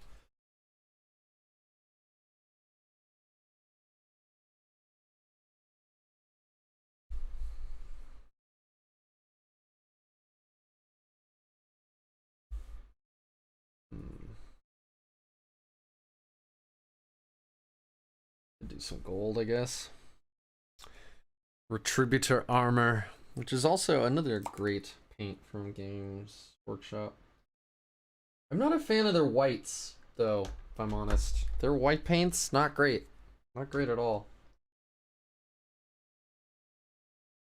Really chalky, blocky. It's like they're trying too hard to be white when a slight off-white is just fine. You know what I mean? Because I don't remember how the pigmentation stuff works, but to get like a pure white, you have to put like little pieces of titanium in them or something, which makes it really, really chunky. So like you're better off actually using like an ivory or like a super, super, super light gray.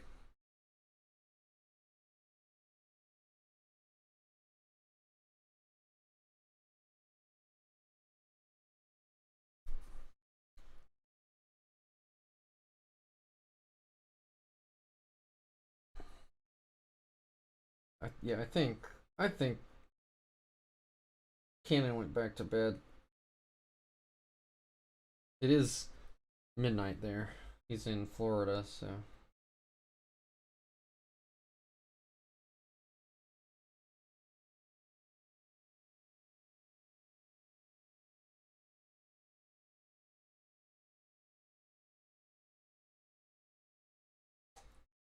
Gold adds so much to Grey Knights, like just that extra little pop of some just little colors, like legitimately. It's gonna be off screen for a second here, guys, as I do that tiny little skull on his helmet.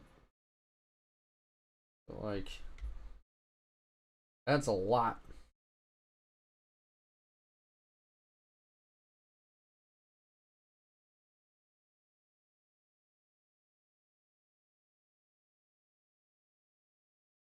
Yeah, white has the largest pigment. Maybe that's it. I don't know.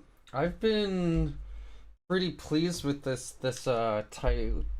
titanium white from Monument. They do Pro Acryl. That's their like acrylic series. And this bold titanium white's pretty good, but even it has its problems where like if you put on a layer that is like thin too much, which doesn't seem thin too much when you're actually painting it, it'll crack. And I'll actually show you here in a second exactly what I mean by that. So on my Grandmaster here, if you look at his shin plate, it might not even show on the camera very well, but like it's actually cracked slightly. See if I can zoom in. Yeah, I don't think it's gonna I don't know if you can really see that. It's hard to see, but like it's there, and it bothers me. It like dries and then cracks too much.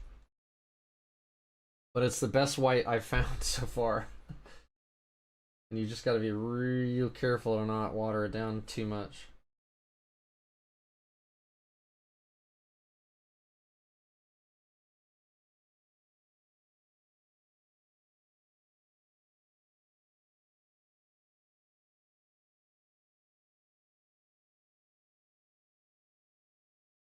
But you can see why the 3 color minimum is kind of the like battle ready standard, because like that extra third color here, the extra like major third color, like really makes this shit pop.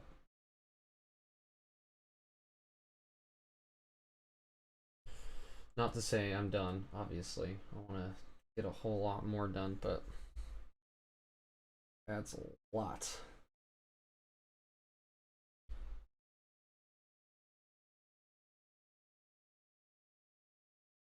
I really need a macro lens that works. I have one, but it's like an older lens, and this is a mirrorless camera, so it doesn't really work very well with it. Frustrating. Yeah, Vallejo makes some really good stuff too. I'm just sticking. I'm like staying away from all those pure whites, all that stuff. Like I know I've got this bold titanium white from Pro Acryl, but I bought that before I kind of learned the lesson where you don't need like a white. You know, you need like a super like gray, or an ivory even. You know, you just need something that looks white in comparison to everything else on the model, and you're good to go. Although, the Pro Acryl out of my airbrush is crazy smooth. Like, it looks so good out of my airbrush.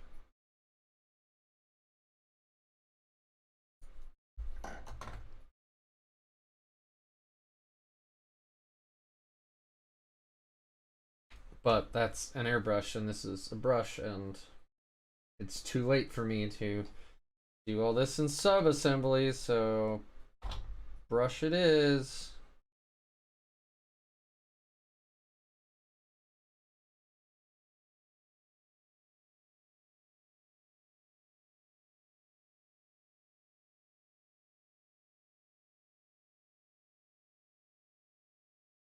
Hmm.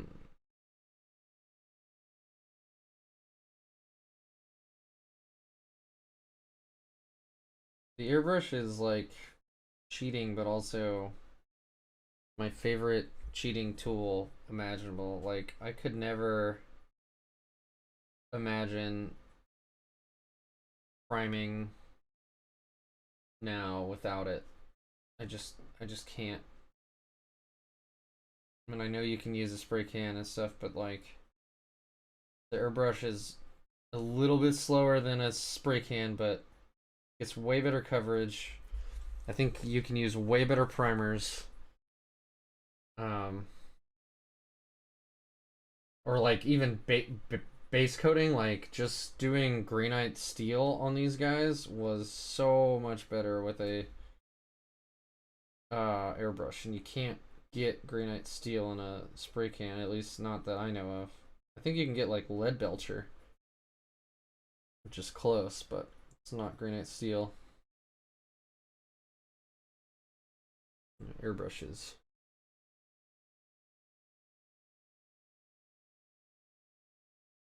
I use my white as a base for a few of my effects I do with multiple washes, or for popping. Yeah, popping a color. Yeah, that's completely fair. Like a lot of these reds, actually, I can show you guys right here on stream. So all of these reds on this model right here are just good old Mephiston red. But what I usually do, I don't know if the camera's gonna do a great job, but what I usually do is I go over it with the Blood Angels Red, which is what I did on here. And let's actually see if we can see the difference. Because I can tell in person, no problem. But, so, his guns are just Mephiston Red, but all of the other armor plates, let me turn up the lights. Maybe that'll help too. They just kind of like shine a little bit more. I don't know. It looks like a fuller, deeper red. I don't think the camera is doing a great job. But I don't know, maybe if I actually paint it on screen you guys can see. Where'd you go, Blood Angels Red?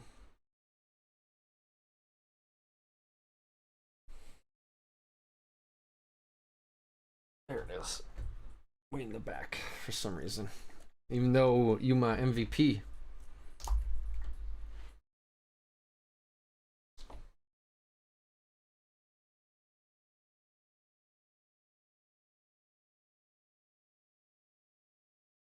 Hi, Logan. Hobby Cat.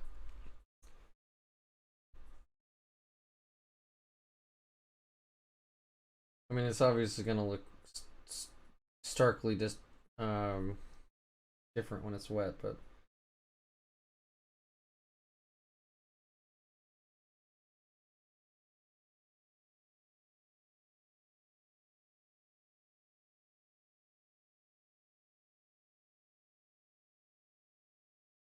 what are you doing, Logan? What are you playing with? What did I leave back there? In your reach.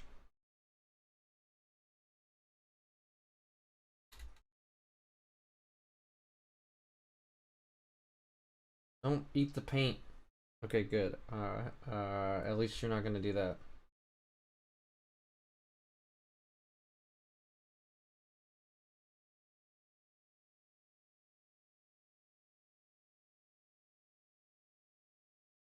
Gosh, this looks so good. And it's not me. I am mediocre, bottom mediocre tier and like being able to paint. But like this just adds just kind of like you said, just a little bit of flair and it looks so good. Oops. Maybe you guys would like to actually see.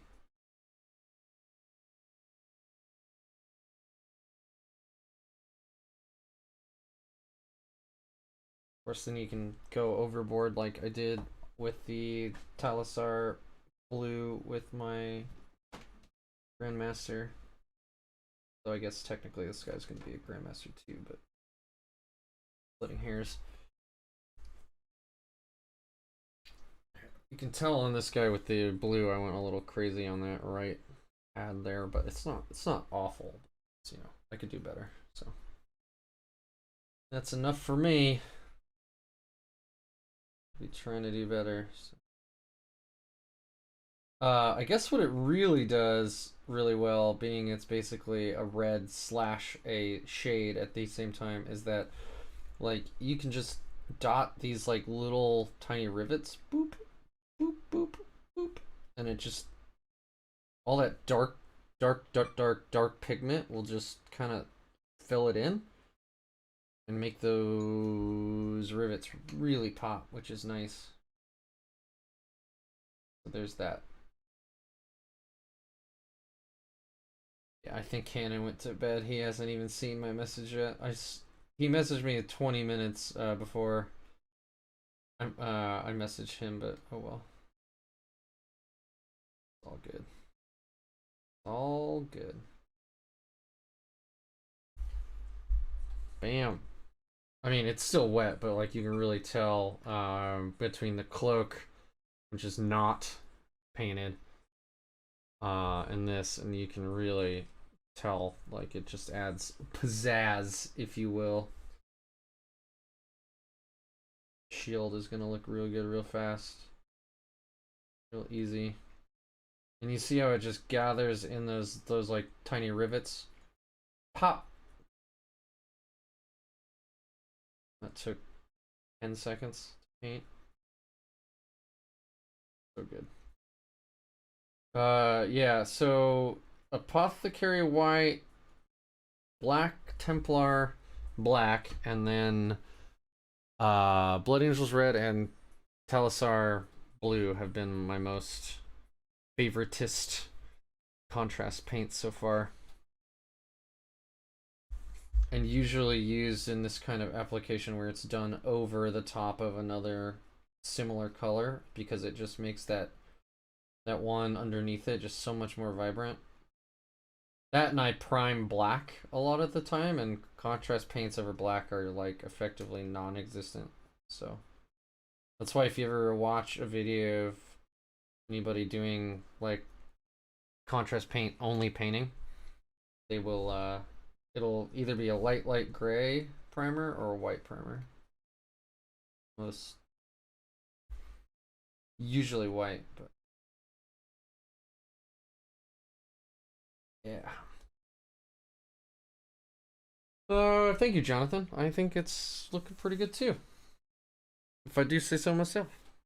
And now it's actually legal for a tournament. I mean, technically, if I slapped on this sword, it was anyway, but you know, who likes to split hairs that way? That's really silly.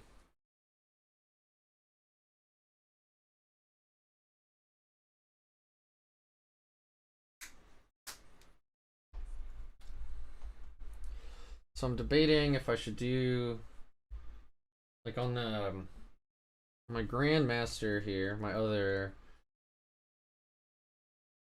Grandmaster, I tried to do some shading in the middle here of these tabards, and I tried to do some highlighting as well. I just don't know.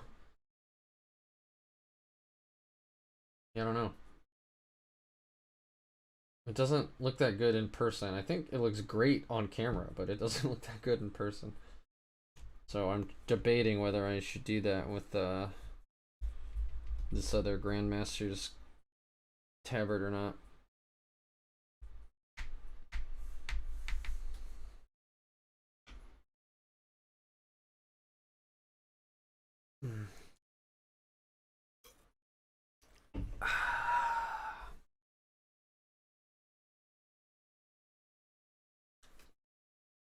Everybody else got a hobby project going on, or this is just me?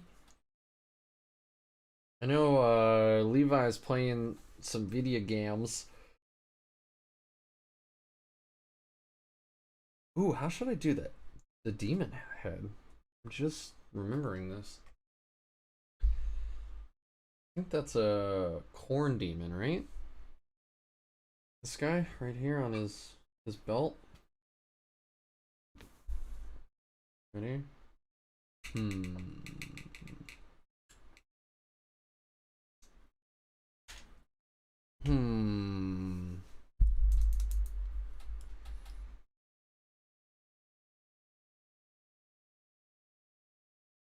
Do something that really pops, like a green or something. That'd be interesting. Or purple. I don't know how to paint. I don't know how to paint demons. I'm usually just killing them.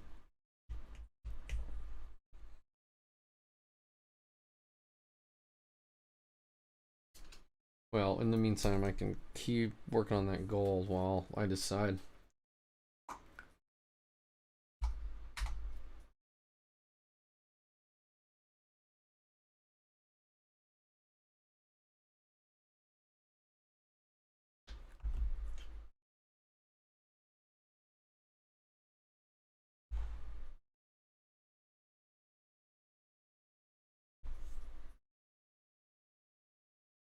All right.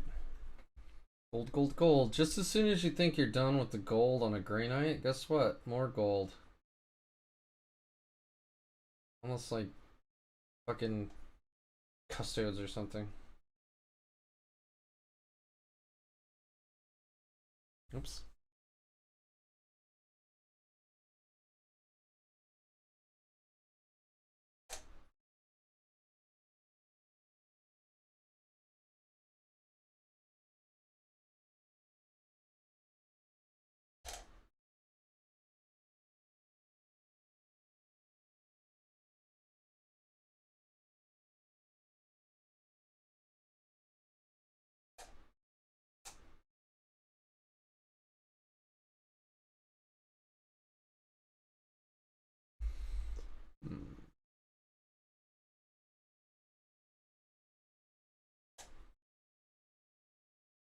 Man, I just see so many spots I missed earlier.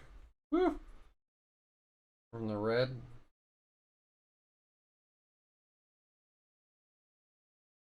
Go back in.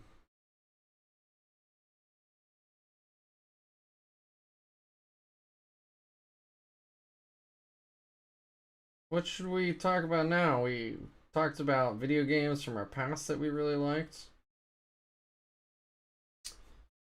Purple runes equal royal purple, then inside Slanesh purple with a white thin line in the center, finished off with a white wash of purple runes on the demon. I was kind of like thinking in general its skin could be purple. But I don't, like, again, I don't really know how to paint demons.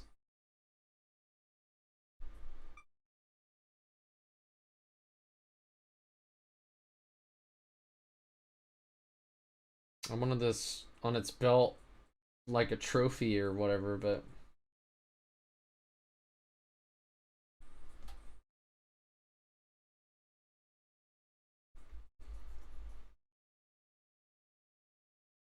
open to suggestions. Anything that would pop. I don't want to paint it red, even if it is a corn demon, because the rest of this thing is already red. So something purple or green, blue or yellow. I mean, yellow, red, orange I'd like to avoid because that's the, you know, there's so much red already, but like if it was green or whatever, it would like really pop.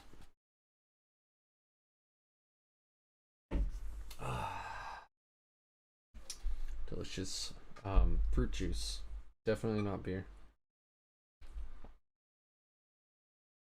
I actually only think YouTube cares if you're drinking on stream.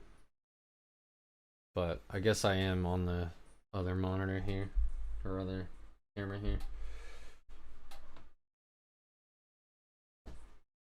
Well, I don't want to do the white yet, just because it's...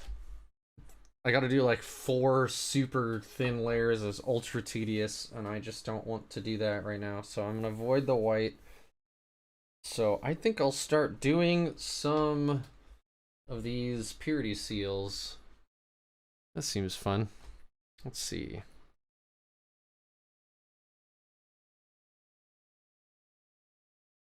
All right. Start with some Screaming Skull, I believe.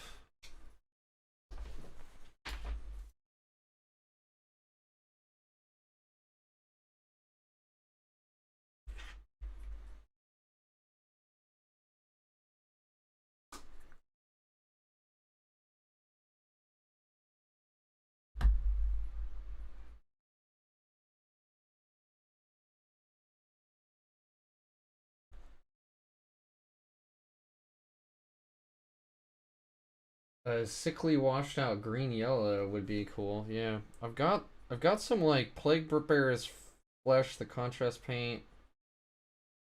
I did like a yellow undercoat and like a green contrast wash effectively.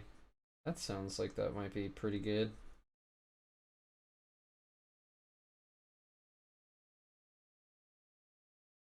Not too worried if I get these purity seals on top of the other purity seal, because I'll just paint over those with darker colors later anyway.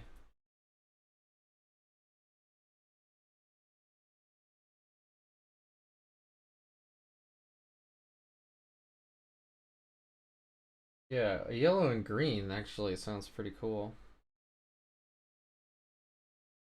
Okay.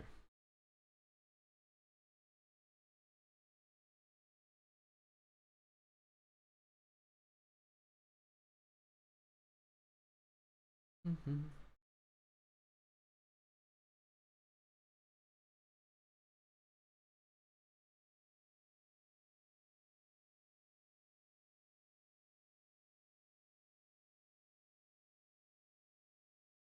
Do I have any other? Yeah, I do. I think I put too much water in this, so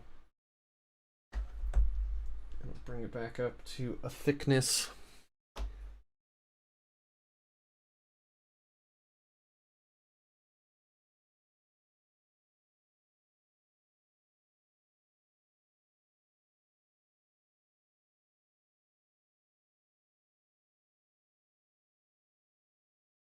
This is probably a waste of my time, but I will do it anyway because I will not be denied.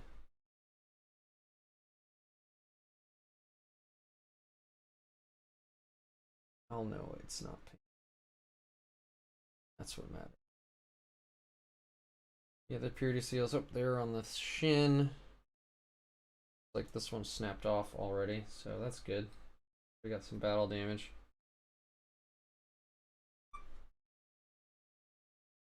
Oh, focus. Not on my fingers. What are you doing?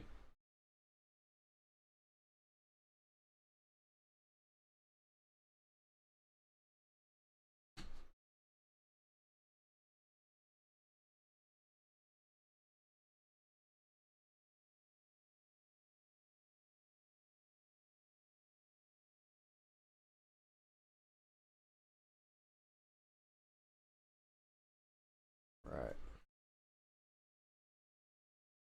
Obviously, I gotta go back over and do another coat on all of these. So we all know, 2 thin coats, right? 2 thin coats. Thank you, Duncan. Unless it's Mephiston red, and then you can do 1 horribly thick, nasty ass coat. Fine.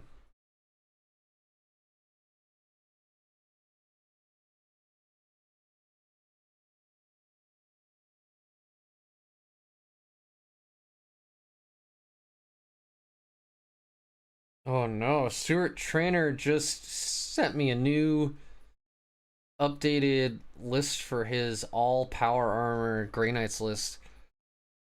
I want to spend a bunch of time and read it, but I got painting to do. So much painting to do.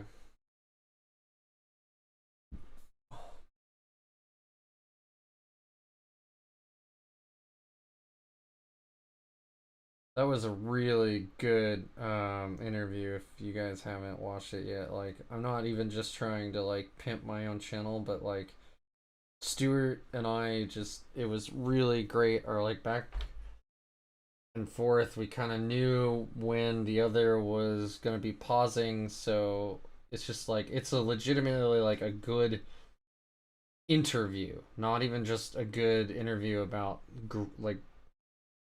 Grey Knights. It's a good interview. So just checking it out if you're interested in seeing how Grey Knights might play without any Dreadknights at all. Because I think, going back to our previous conversation, when Tau comes out, that's how we're all gonna be playing Grey Knights. We're not gonna be able to step foot out in the open with a Dreadknight and have it live to the next turn.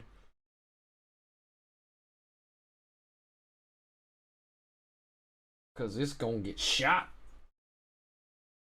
It's gonna get shot, and it's gonna get shot again. It's gonna get a shot a third, and a fourth, and a 6th time. It's gonna fall over. Kind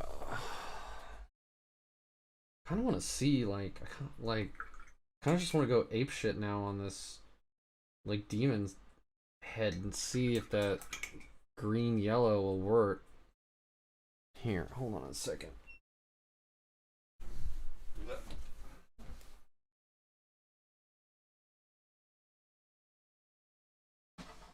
That's probably 2. Plague Bear Flesh.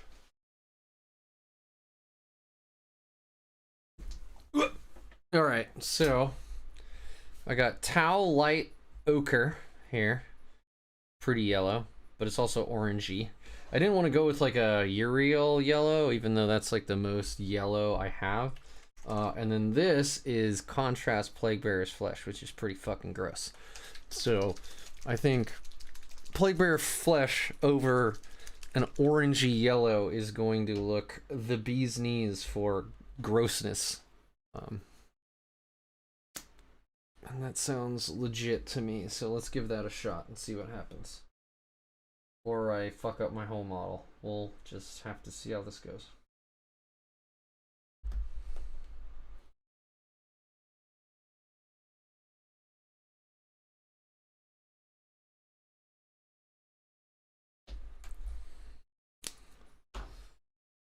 All right, Levi, if this sucks, it's your fault, not mine. So here we go. Ooh, Childlight Ochre is very fucking creamy too. That's nice. Oh, it was behind my... Sorry. Real creamy. Real creamy. Look at that. That's all nice. Yeah, beautiful. And I don't care if it's going to be a little see-through, because I'm just going to hit it with a contrast paste like right away. Yeah, that's kind of what I was thinking with the horns too, is I could do I was actually just gonna say I might just use the black Templar contrast on the horns, or I could actually just leave it Tau Ochre and then hit it with the what is it, Skeleton Horde. That would probably look nice too. So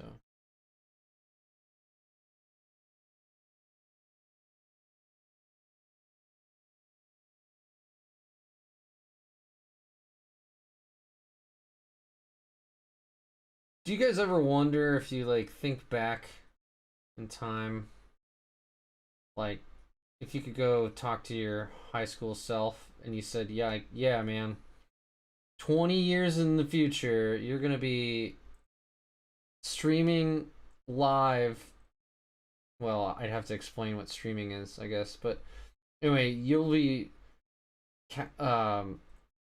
like videoing yourself live to random strangers on the internet, painting your goofy ass like Warhammer models. Because I knew what Warhammer was, so that won't be a description. But like, I had to I didn't have money in high school, so I definitely wasn't playing Warhammer.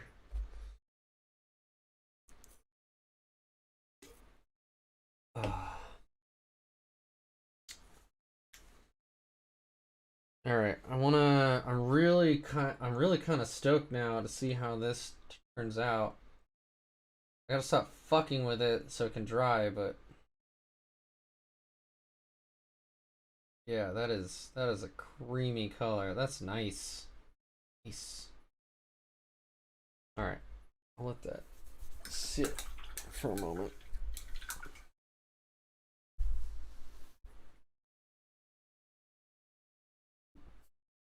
Can always pass the time by throwing a little.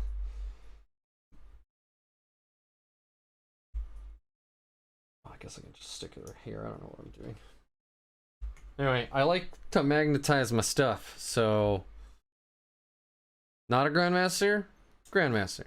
Not a Grandmaster, Grandmaster. And now my opponents also know that, because I'm gonna make this bright shiny gold just like this one. Fuck. When I went to my first RRTT, that is a piece of feedback that I got, and I was actually marking them with little tokens on their bases to let them know, like, hey, this is a Grandmaster, but having something that like bright, shiny halo on them would have been nice, I think, for my opponents. So I mean, it's already confusing enough when you're going up against an army that you don't know and what they do, and you know, oh man, this is way watered down. So anything you can possibly do to help out your opponent while still looking thematic is pretty cool. I'm just gonna slather some gold on this bad boy. I'm not gonna worry about it too much. The other one I hit with Seraphim Sepia after this, so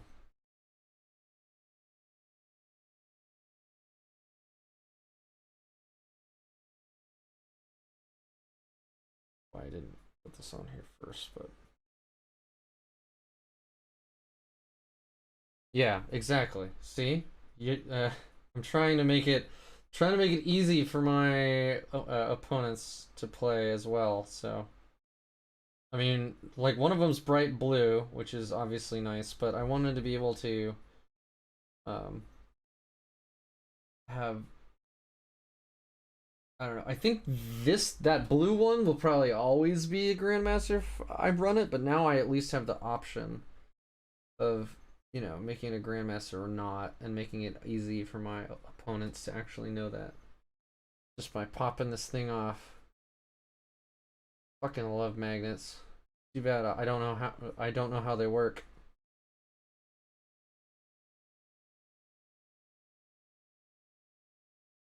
And I think that was a callback to like 2014 or something, so that's cool.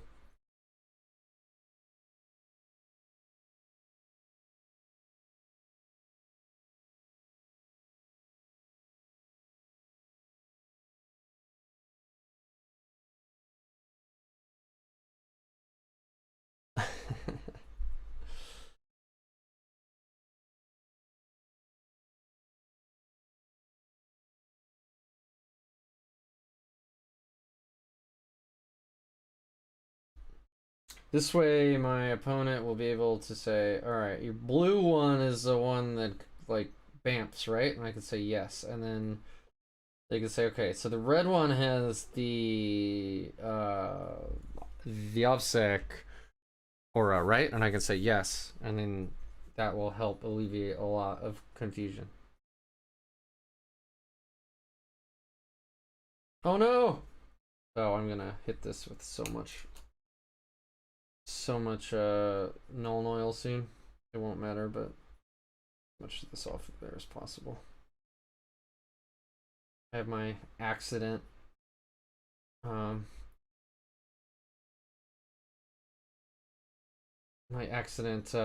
brush nearby just for situations like this. Well, I can hit that with some more granite steel before I use some null oil on top, so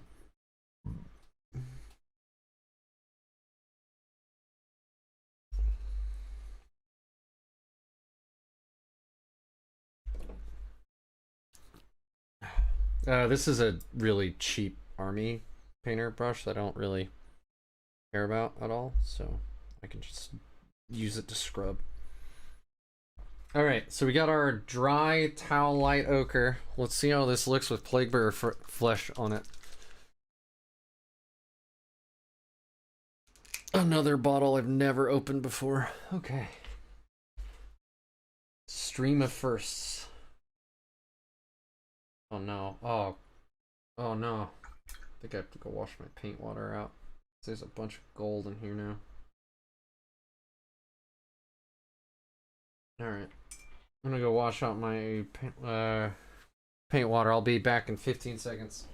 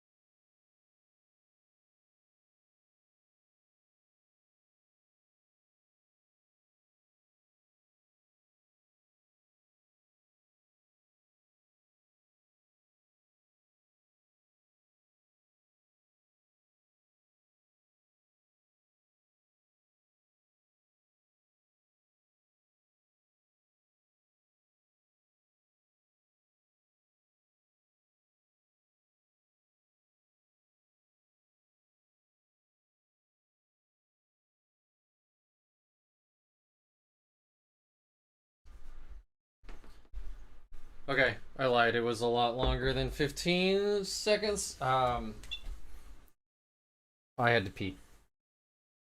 Been drinking a lot of beers, so. Anyway, nice clean paint water. Also, if I wanted to be professional, I forgot. I actually have like a be right back, like interstitial page that I could put up. But I didn't put it up because I'm a pleb. Alright, let's see how this looks. Everybody excited? Ooey gooey. Oh, it looks fucking gross. I didn't actually want to do the horn yet, but oh, that is foul.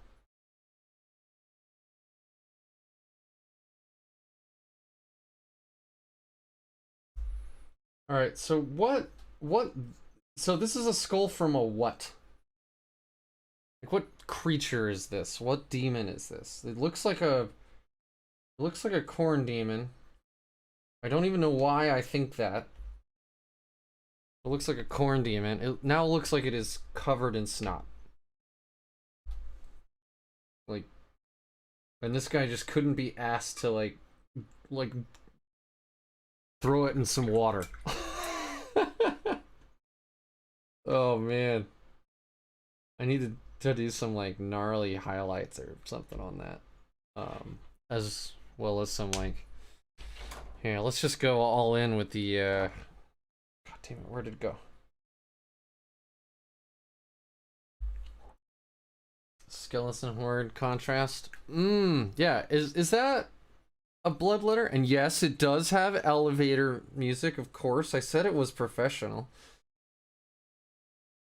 I'm not, but it is. Yeah, Skeleton Horde didn't really do anything over that. Oh well. It's okay. I'll have to go over it again with like you Shanti Bone or whatever, and then hit it with it, and then it'll look like this. It'll look like these boners right here. I mean bones.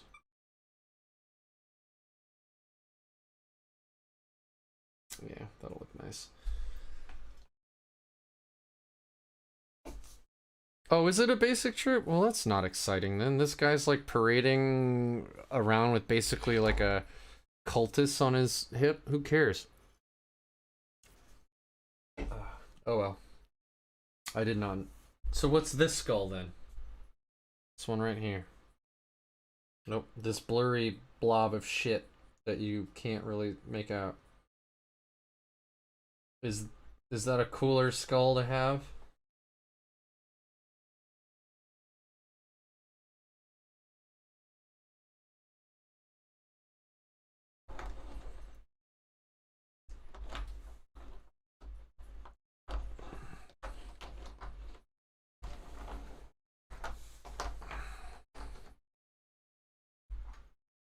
Dropping dropping troops everywhere. I mean, that's particularly gnarly looking though. So, mission accomplished there at least.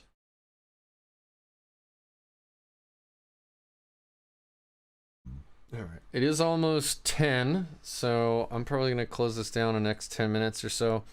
Um,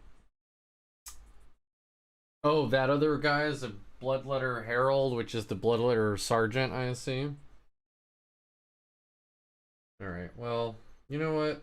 Maybe it's the first demon he killed?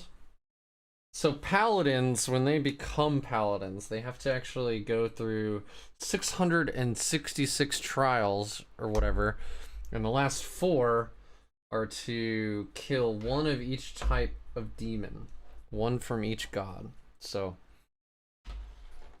oh, like their lieutenant. Okay, well that would have been more interesting. Anyway, this guy was maybe very proud of his like first of 4 or something. Look, I'm trying, okay? I just grabbed the most like cool looking skull out of that skull box that like wasn't too ridiculously large, because I mean this is 40k, so Everything is like stupid big. I mean, look, this is a 9-foot tall super soldier in Terminator armor. I guess that would actually make him 9 feet tall. Anyway, who then slaps on another suit to make him even bigger, because why the fuck wouldn't you when you have to beat down greater demons? But, you know, 40k. I mean, that's kind of the like draw of it too, is it's so ridiculous. And I don't just mean the baby carrier, I mean like 40k as a whole is interesting because it's like ridiculous. It's on a scale where Inquisitors can willy-nilly like blow up planets because they annoy them effectively, and nobody gives a shit. And that is pretty hilarious to me.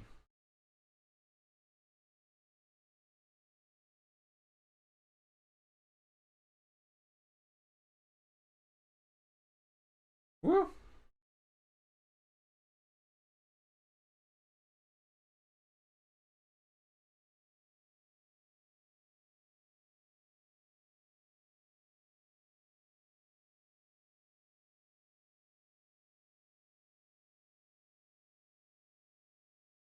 Hmm. Well, you know, Levi, you should have tried to make it out to LVO, man. I mean, you still can if you want. It's now Norm and I going, so that's pretty funny. I still think if you want to really tilt some folks, you should definitely bring your Greater Brass Scorpion.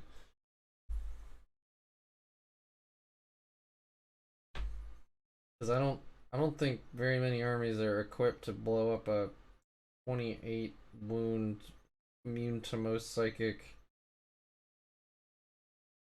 like fuck machine basically. I don't even know how to describe that thing. Fuck you machine? Yeah. I don't know. You all know what I mean. Thing's crazy. And it does or it doesn't have the Titanic keyword? I always forget that. Because it can like walk over terrain and stuff.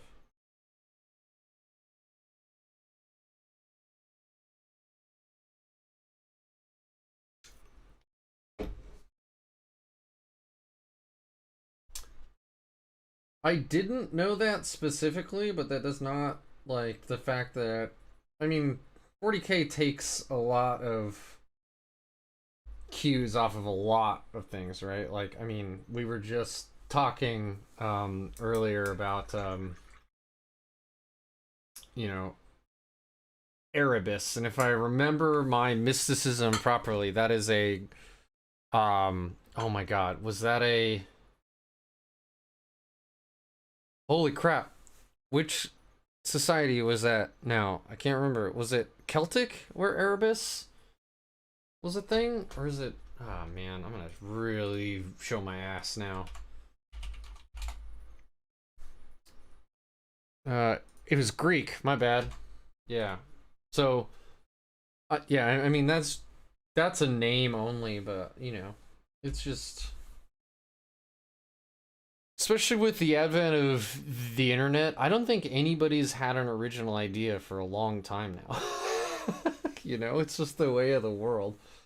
And then you have like entire franchises built off of the very idea of taking those ideas and maxing them out. Like Mass Effect.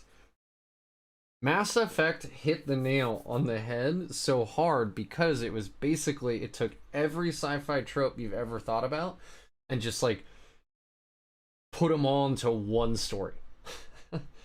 It's ancient, you know, civilization destroying machines, and it's like psionics, but it's not really psionics. They're sci-fi psionics, and then it's you know, power armor and energy shields and spaceships and cloaking devices and alien races and blah blah blah blah. Right? Yeah. I just like, but that's what made that so appealing, is that at least to me, that's one of the reasons that made it so appealing, is that it was just ridiculously like everything you love about sci-fi they just threw into one franchise. Where did my screaming skull go? This isn't cool. There it is. Yeah. Yeah, it's kind of the way of the world, right? No one has an original idea anymore. But yeah. I mean, how... So it's all Gothic ruins in the Imperium, but everybody has Latin names? Like, isn't... Yeah. That's funny. Alright, so let's hit the... This will be the last thing I do on stream tonight. I'm gonna go ahead and hit the horns of this bloodletter with some screaming skull. I'm gonna let it dry, and then I'm gonna hit it with some skeleton horde. Try to make it look like an actual piece of bone.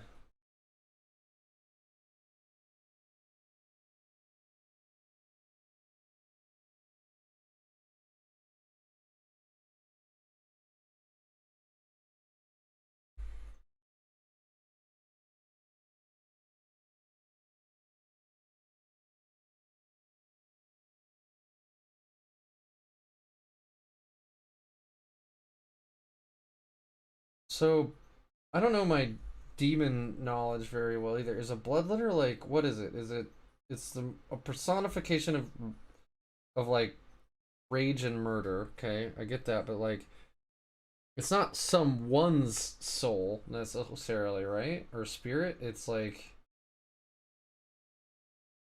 it's just a creature that personifies those things, right?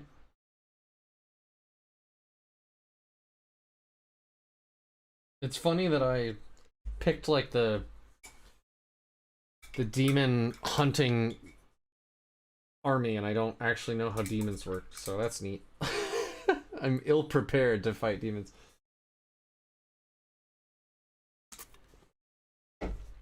Yeah, man, I think that like the contrast paints really are just stellar because of the way that you can take it and if you just layer it over another color, it just completely changes, right? Like if I took Plague Bear flesh and I like layered it over black or over like a light gray or whatever, it would look way different.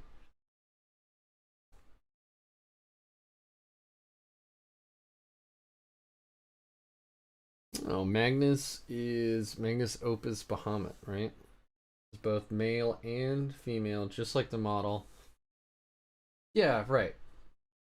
Yeah. Most twisted one I've seen so far, new to 40k, is Magnus. Yeah, and like that's like Zeech's whole thing, right? The god of change, the god of like, or is it Slanesh that's always described as being male and female at the same time?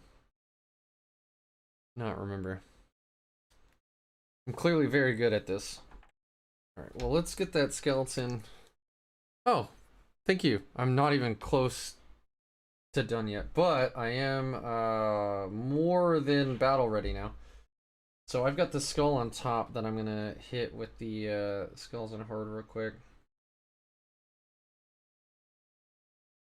This contrast paint, man, is like, it feels like cheating. It really does, because it's just a little screaming skull. And then I'm gonna hit it with this.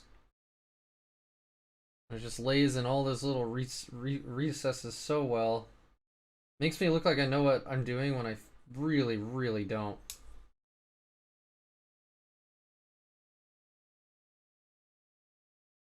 Oops, sorry. I think I was off screen again. And the only thing you have to really look out for is just make sure that like all the details that you want to be highlighted are. So like this skull, this eye socket, I want to make sure that it's real dark. Ta-da!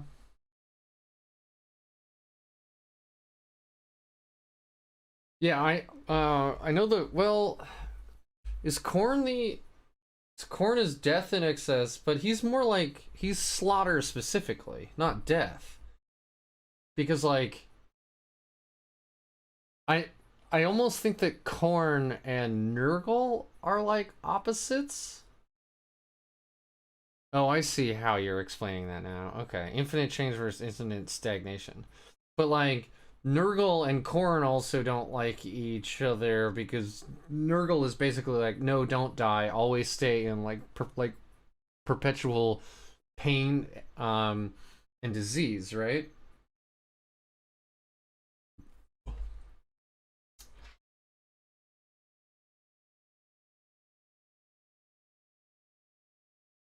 Reality is the fucking reasonable center. Nice. Hilarious. Yeah, so this skeleton horde over the top of the screaming skull, I mean, there's definitely a contrast difference. I don't know if it's super noticeable to anybody who's not looking for it. I'm gonna have to play with this some more. Maybe another layer of Plaguebearer flesh on top of the middle part will make it pop more, but all in all, I'm very happy. That looks actually really great. It stands out against the model. It's all orangey. It's not, you know, it's good. It's good.